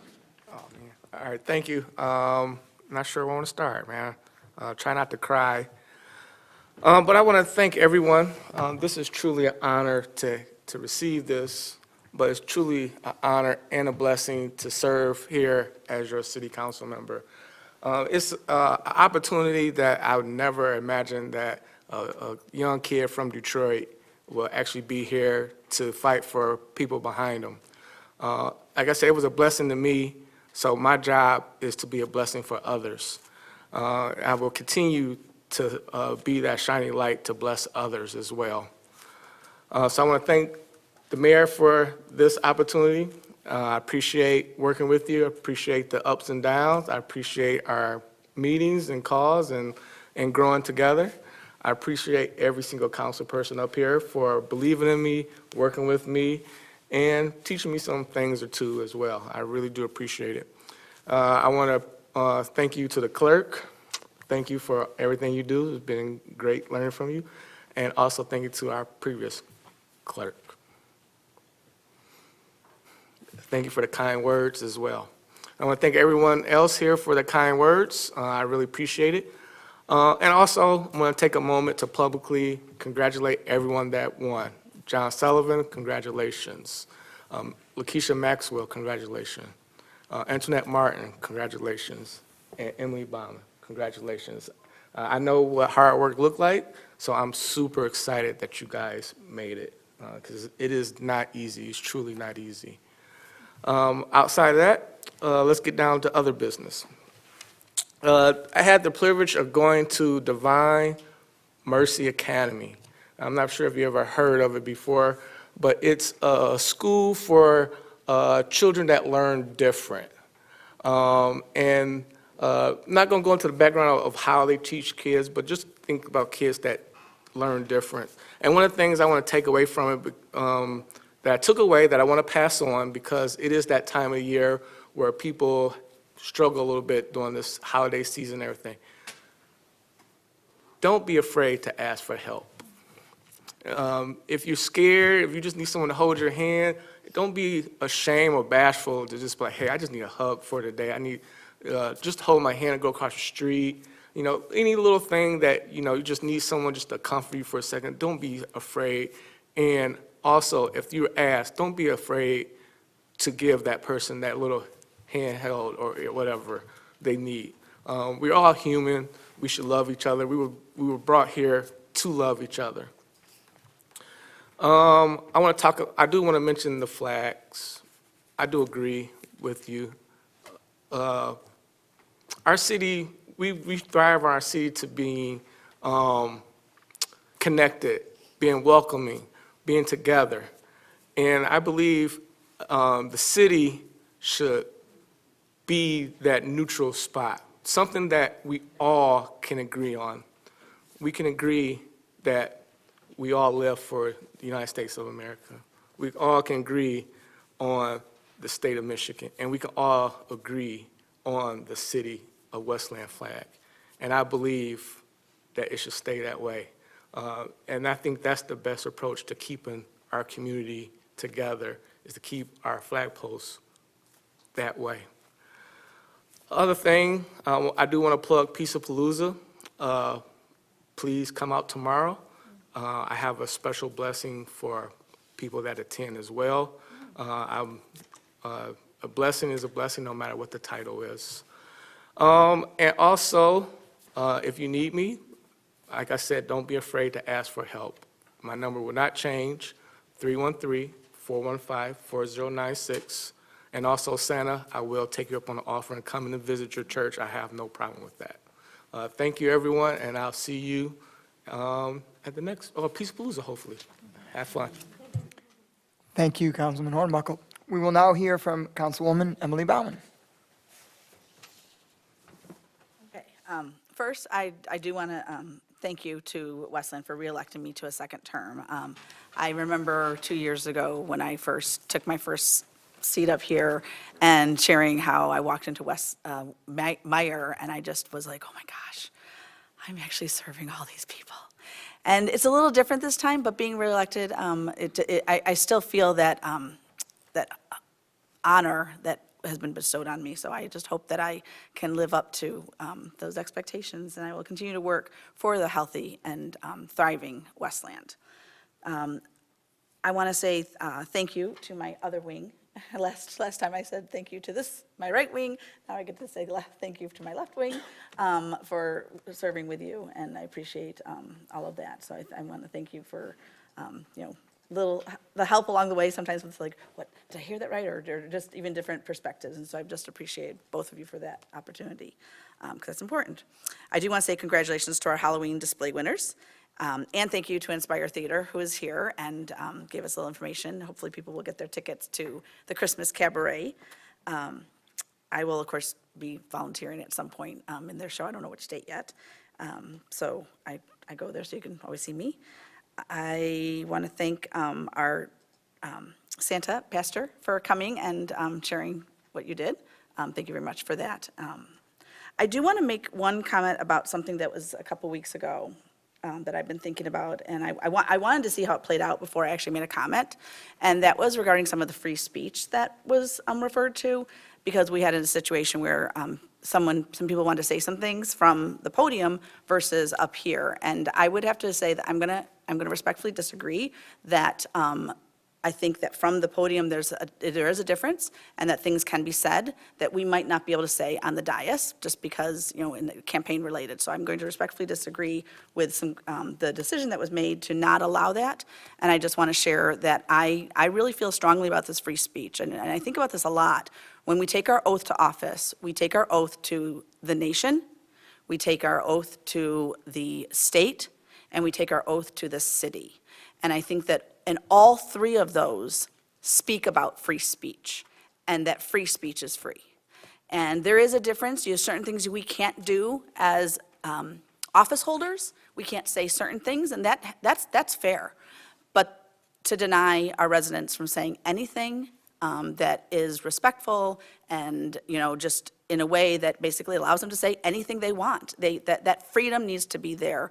Otherwise, we're not free. If we're restricting something, we're not free.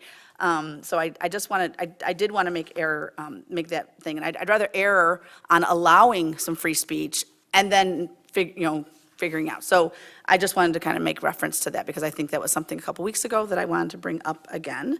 And that being said, I'm going to tie that into the support of the conversation about the flags, about the raising of the flag. I did have a conversation with our mayor, and because it is, we do take an oath, and an honor as, obviously as an office holder, you take a certain oath, but even just as a resident, we take an oath to, we live in this country. So I do think that we need to honor and keep those poles to be the nation, the state, and city. And we need to recognize all the diversity in our city, wherever that's from, in a way that is respectful, but not impacting the other parts of that. So I did want to make comment of that. I think was there one more thing that I had? Sorry. I think that might be it. So I'm happy, I thank you for all the dates too, that we have a lot coming up. It's the holiday season, so there's a lot coming up and a lot to do with, even just right tomorrow, Pizza Palooza. I think this is a busy week, by the way. So thank you for that, and I just want to make sure, Cameron, thank you for coming. I would like to speak with you afterwards. That was one last thing. So, and I thank you for all the residents that spoke today. That was wonderful too. So Cameron, I do want to talk to you. And I think that's it, and happy Thanksgiving to everybody. Thanks. Thank you, Councilwoman. We will now hear from Councilman Hart. Thank you, Council President. I'll try and be brief. I'm usually pretty good at it, but like to congratulate the new council members-elect, Lakeisha Maxwell, John Sullivan, Antoinette Martin. Congratulations. It's a long road, and you get a little punch drunk at the end, so now you get this little reprieve before you're going to go ahead and hop on the seat in January. So, and actually, John and Lakeisha, you guys will be here, I would expect, by next meeting. So congratulations. Look forward to seeing you up here. And congratulations, Councilwoman Bauman, for your reelection. For the veterans at home, so people in the audience, you're going to hear it today. Everybody at home, you're probably hearing this on Tuesday. And if I'm talking to you and you hear this on Tuesday, I'm telling you tomorrow is the deadline to register for the veteran meal program at the Wayne Ford Civic League. So do register. We're cutting them off Wednesday at 5 o'clock. So if you're not registered by Wednesday at 5 o'clock, I can't guarantee that we'll be able to accommodate you. So please do register, get that done. If you're thinking about it, do it. If you have any questions, you can reach out to us at the league, and we can answer them for you. Councilman Hornbuckle, it has been a distinct honor and privilege to serve with you. I've served with you in a couple facets, right? Here in the council, also as JCs. We've been working together, serving community and now city together in our residents. I find you to be an extremely honorable man and a person of great integrity and personal courage. I think you serve as a great example to not just the residents that you're there and the people that you stand in front of to help and provide an example, but to every single man, woman, and child in the city of Westland. We know what happened 2 years ago, and I was so upset that would happen to you. And I promised you then that I would do whatever it took to fix that problem. And I did, and I'm proud of it, and I held my word. Because Delano, you're a man worth fighting for. So thank you. Thank you for your service. Thank you for your time. I know today's not it. You're going to be pretty busy in this city for the great time to come because, frankly, we need you. So thank you, Delano, for everything you've done. And beyond that, happy Thanksgiving, everybody. Thank you, Council President. Thank you, Councilman Hart. We will now hear from Councilwoman Rakowski. Thank you, Council President. Good evening, everyone. I would like to extend my congratulations to the mayor for his tough-fought election. But in all honesty, congratulations. I look forward to working with you. And also, I'd like to extend my congratulations publicly to Council Member-elect Sullivan, Maxwell, and Martin, and incumbent Council Member Bauman. Elections are not easy, and campaigning is not easy. So enjoy the respite while you have it. You know, you can hang up the walking shoes for a little bit, and then we'll all convene and get down to work. I'd like to thank the clerk, Madam Clerk, I just love saying that, and her office, and all of the election workers, the DPS that contributed, the police, and any number of people who work to contribute to a free and successful democratic election in our city. We get to practice democracy in our republic, and that's a wonderful thing that we shouldn't take for granted, even if Wayne County can't count quickly. But we'll forgive them. We'll forgive them, but, you know, if every city had a clerk like you, we wouldn't have this happening. But I digress.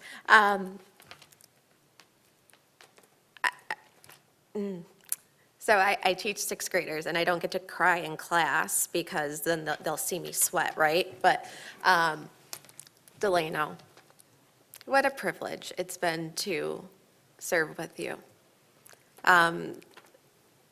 Delano is the type of person who his character enters the room first. Some people have their ego enter the room first, but Delano's character enters the room first. And I will forever be grateful for the friendship you've extended me.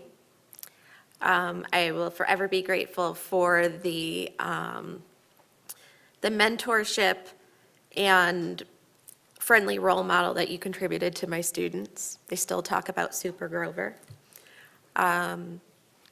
He shared with my students, I think, very personal parts of you that allowed them to connect with a person, with a tangible person that serves in their community, whose story may reflect theirs.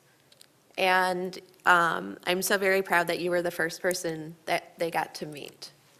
You were very kind to them, treated them like, you know, young men and women, and heard them. And I think you impacted quite a few people that day. And I look forward to seeing what that impact will look like. You just have a wonderful family that have been behind you this whole way. And I know that this is just one of the stops on your journey as you continue to bless our community. So I know that was a very long-winded, potentially, way of just saying thank you, and I admire you, and I admire your family. Thanksgiving's is coming up. I'm thankful. I'm thankful for being a resident of Westland. I'm thankful for being a resident of the United States. You know, one of the wonderful things is, again, being part of a republic is we get to have open discourse, right? We get to air our grievances even when it's not Festivus. And so I would tend to agree, having watched friends serve for our country and family members serve for our country, and being the daughter of immigrants, not necessarily first generation, but you know, my family fought very hard when they came here to be recognized as Americans. Even my great-grandmother lost her citizenship because she married a Russian man. So they took away her citizenship, and he earned his citizenship before she could earn hers back. So that just kind of always imprinted on me about being an American. And if we have other polls, that's fine. But there's been many times that we've had this come forward as a resolution. I haven't had a chance to talk to the mayor about it. I want to recognize all of our diversity. And we even have a community engagement group, right, that is supposed to recognize all of the diversity. So while it's wonderful to have an event for a particular group, and I would hope I think you have to RSVP. I'll be busy doing other charitable givings at that point, but I think the point of, if we're going to highlight diversity, is so that we can learn from one another, and so that we can learn to appreciate the diversity that people are bringing forth. That's my 2 cents on that. If the flag raises, we'll see what happens. Looking forward to the Stuff a Truck. It's always a great time. I get to bring my son out. We started when he was old enough to talk about the importance of cleaning out your room, so that the gifts you got from Santa had room, but also about giving forward some of our nicely kept toys for other people. So that's a tradition. We're 11 years strong, so hopefully he passes that on. Yeah, I think there is going to be a food drive occurring throughout the month of December for the Wayne Westland Family Resource Center here at City Hall. And then we're also planning on, are we still planning on our day? Okay, so the mayor and I are collaborating on a food drive on November 30th here at City Hall, where you can come and actively drop off items. We'll have posted the items that the families use most often, especially during the cold months and seasonal holiday season. So with that, I wish you a happy Thanksgivings. Please count all of your blessings. Count your family twice, and we will see you in a few months. Weeks. Oh my God, months? All right, I'm out. Bye. No, good night. Bye. See you still the new year. Wait, am I still here? Okay, all right. Blessings We'll to the see you in new a couple weeks. Thank you, Councilwoman Rakowski. We will now hear from Pro Tem Sampe. Okay, thank you, Council President. Thank you, Shannon. I'll start with you. I know that this election was your first full general election, and I did not hear any complaints. So thank you. Please extend it to your staff too. All the volunteer workers that work the polls, everything went very smooth. I know we're waiting on Wayne County, but that's not something you can control. Congratulations to the mayor, to Councilwoman Baumann, council members-elect Sullivan, Martin, and Maxwell, who are also in the audience. My hope is that we can get ready to work with each other. I know that we're going to have a busy 2026, so congratulations. As mentioned, you guys now get to take a deep breath and then focus on work. I wanted to congratulate all of our holiday decorating winners who are not here. Looks like they all exited. It's a long meeting. And then Ray, thank you for speaking out. I always wear this button everywhere I go. I know that people were wondering when you talked about the button. So Ray talks about this often. It's the 9888 suicide crisis hotline number, which, I wear this out in the community. Talking about mental health is something that I'm passionate about. And I will chat with the mayor. I know we've talked before, but we'll kind of figure out where those signs are. I know that we had talked about doing kind of a ribbon cutting of the signs at the park. So I don't think it's dead. I think that there's just a lot on people's plates right now, but we'll talk about it. I think it's very worthy. I know that Dearborn did it, and you mentioned it in one of your comments that Dearborn had these signs at the park, so I think it's a good idea. I'm just going to use the rest of my time to talk about Westland Goodfellows. It was a role that I stepped into last year, taking over the co-president role. So we reviewed this past Friday, and we currently have 500 children who've applied for the program, and I am in desperate need of help. The organization really has been overwhelmed with families.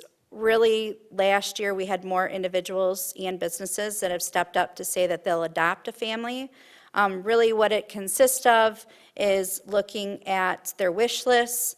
The commitment is around $200 a child, and it's looking and matching the closest way possible. You'll reach out to the family, you'll arrange delivery, you'll purchase the gifts from their wish lists, and you'll really make their Christmas. If it's not something that you're interested in, perhaps you say, I'd rather just donate, we do have sponsorships available. So for businesses, for individuals, it's really up to you. If you wish to give it a $500, a $250, all the way up to a $10,000 level. So we are in desperate need. Last year, we helped about 450 children. We have 500 and growing. So it's a huge need this year. So if you're blessed, consider yourself blessed. But I really, really, really hope that if you're watching this, if you're an individual, if you have the means, please reach out to us. You can reach out to me directly. You can direct message us on our Westland Goodfellows Facebook page or email adopt, ADOPT, at westlandgoodfellows.org.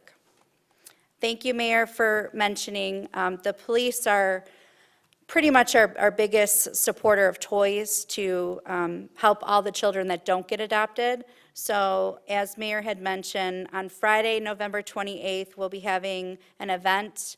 The Westland Police Department hosts it. Goodfellows helps staff it. We accept the toys. We pack it up. It's on November 28th from 10 a.m. to 2 p.m. And I hope you can come out because I'm going to bring a cake because that's my birthday. So we'll be able to celebrate my birthday and have a good day. And really, like I said, it's an unused toy. So I know that it mentioned about cleaning out your closet. Please do not bring a used toy because we can't use it. So if you have a brand new toy in a box, bring it out there. And I extend the invite to all of our current council members and all of our new council members. Please, please, please, we would love to see you out there. This is a huge event, and we'd love to see you involved in this. And then lastly, I had an amazing meeting with Time Blaster Toys. They were a former Westland business. They're now around the corner in Livonia, but they reached out to me because John Glenn High School wrestling team and Goodfellows are working together to do a massive toy drive this Saturday from 11 to 1. So I'll be at the Veterans thing, and then I'll pop over to Time Blaster. But Time Blaster has a huge selection of toys and vintage items, and they're going to have a donation box in there. And I want to thank Officer Garcia for introducing and making that partnership. He's one of the wrestling coaches at John Glenn, and he reached out to me and asked me how he can support this. I know that the mayor and Councilwoman Rakowski, I'm their little PR gal. I put together a flyer and helping them out. So November 30th here at Westland City Hall from 1 to 3 p.m. And then we are going to do the drop box in the hallway. So hopefully you can help the Family Resource Center for Wayne Wesleyan School District. It's going to be probably a big need, I would assume, Councilwoman Rakowski, around the holiday. Lastly, I did talk about Doug last time. I did talk about you before, Delano, obviously over here. But I just want to thank you again for everything that you have done for Westland. Our friendship has grown. You know, from the minute that I met you, we connected. There's been a lot of residents that have reached out to me, and they're quite sad. They know that your heart, they know what you've done for the city of Westland. Unfortunately, it wasn't successful, but I truly, truly, truly believe that in the future there could be success for having you back up here. I would say that don't give up. I would say continue to work hard, continue to be involved. That's you, as mentioned, as Councilwoman said, that's your character. So I just want to let you know that you are an amazing individual, amazing human, and I'm so grateful that I got to sit next to you and work with you closely for 3 years. So thank you for your service. With that being said, I want to say happy Thanksgiving to everyone. Our next meeting is Monday, December 1st at 7, and I hope to see you around. There's a lot of events going on, so I won't plug them all, but I hope to see everyone around at the events around town. Be safe and kind to one another, and we'll see you soon. Thank you, Pro Tem Sampe. First off, we'll wish a happy birthday to our Deputy Mayor, Jim Godbout. So happy birthday. I believe this is 49. But happy birthday to Deputy Mayor Godbout. It's been mentioned a couple of times tonight with regards to the food drive, so I won't belabor it. But there's There's also a working group here between myself, Congresswoman Rashida Tlaib, State Representative Dylan Wagella, the Metro Detroit DSA, and a bunch of residents in the community who have gotten together to help fight food insecurity in our community too. And we'd be happy to, I think, support what's going on with Wayne Westland Schools. I know I personally would be as well, because the people that often face food insecurity the most are our children in our classrooms. And oftentimes the only meal that they get is when they're at school, whether it is the school-provided lunch or what teachers provide them in the classroom. So I will just echo the sentiments of my colleagues and what Councilwoman Rakowski is helping to work and put together, and say, if you can donate to the food drive that the mayor and the councilwoman are putting together, or if you can just stop by the Family Resource Center to donate food. Our kids in our community here in Wayne Westland Schools desperately need it. I would like to thank Clerk Inman on a very successful first general election. I know you ran the primary election as well, but this was your first general election. It went off without a hitch and very smooth. I wish we could say the same for every community in Wayne County, but unfortunately we cannot. But the reason we can say that this election went off smooth is not only because of the great work that Clerk Inman did, but an entire staff and election team that backs her up and supports her each and every election cycle. Whether that was former Clerk LeBlanc with the work that he did as clerk, whether it was the clerk's staff, or all of the dozens and dozens of residents who stepped up to volunteer their time to work a precinct location and help run an election. Maintaining free and fair elections, maintaining our democratic institutions is not possible without a team of people in the clerk's office and all of the election volunteers. So thank you to the clerk's staff, and thank you to everyone out there in the community who volunteered your time for a very small stipend for a long, almost 12 to 14 hour, 16-hour day working an election, and the hours of training that go in beforehand. Thank you for your work as well. As was mentioned, there's a number of events coming up here. Pizza Palooza is coming up tomorrow. We've got the Norwayne community tree lighting. We've got the tree lighting here at City Hall. So I hope to see all of you in the community at any number of events that we have. Even if you can't make every single one of them, like most of us up here try to do, come to as many of them as you possibly can. I want to congratulate everybody really who ran in the election, but give a special congratulations to those who won. First and foremost to our mayor, Kevin Coleman, who won re-election. I think it's a testament to the work that he's done and the progress we've made that no one ran against him. So congratulations, Mayor Coleman. To my colleague, Councilwoman Emily Bauman, congratulations on your re-election, and welcome up for another 2 years. We'll be looking forward to working with you and having, I know you're a box full of ideas, and you've got a lot of stuff to bring to the table here that hasn't yet been done, so we've got a lot to work on, and I look forward to working with you here over the next 2 years. And then to our council members-elect, Councilwoman Martin, Councilwoman Maxwell, and Councilman Sullivan. Congratulations on your wins. Well-deserved, well-earned. I know each and every one of you went and knocked on thousands of doors and talked to hundreds of voters, if not thousands of voters here in the community. So until it is time to run again, take that time off, enjoy it. I know some of you will be up here in just a matter of weeks, and Councilwoman Martin will be here in the new year, but take this time to enjoy it. Rest your feet, rest your bones, let your spouses rest as well. Don't bug them to go back out door knocking. We know that running for election is a team effort and a family affair oftentimes, but congratulations again to the council members-elect, Councilman Sullivan, Councilwoman Martin, and Councilwoman Maxwell. Well-deserved. And then to everybody that put their name in the hat and ran this past election cycle, thank you for stepping up to run, because what really is an engine of democracy and free and fair elections is people putting their hat in the name to run. Even if you, in the ring to run, even if you weren't successful. Thank you for stepping up and running. Thank you for the ideas that you brought to the table. Thank you for engaging voters here in our community to get them out to the polls voting, because democracy cannot be a spectator sport, and it requires all of our active participation. So thank you to everybody who stepped up this election cycle and ran as well. One event that I do want to plug again is the Stuff a Squad Car event in support of the Westland Goodfellows. And specifically, I want to plug bringing toys for the older kids, because oftentimes there are a number of toys that are brought for kids ages, 1 through 5, maybe 6, 7, 8-year-olds, but the kids that are 12, 13, 14, 15, 16, 17, they are still a part of the family too, and they still need something to open up on Christmas as well.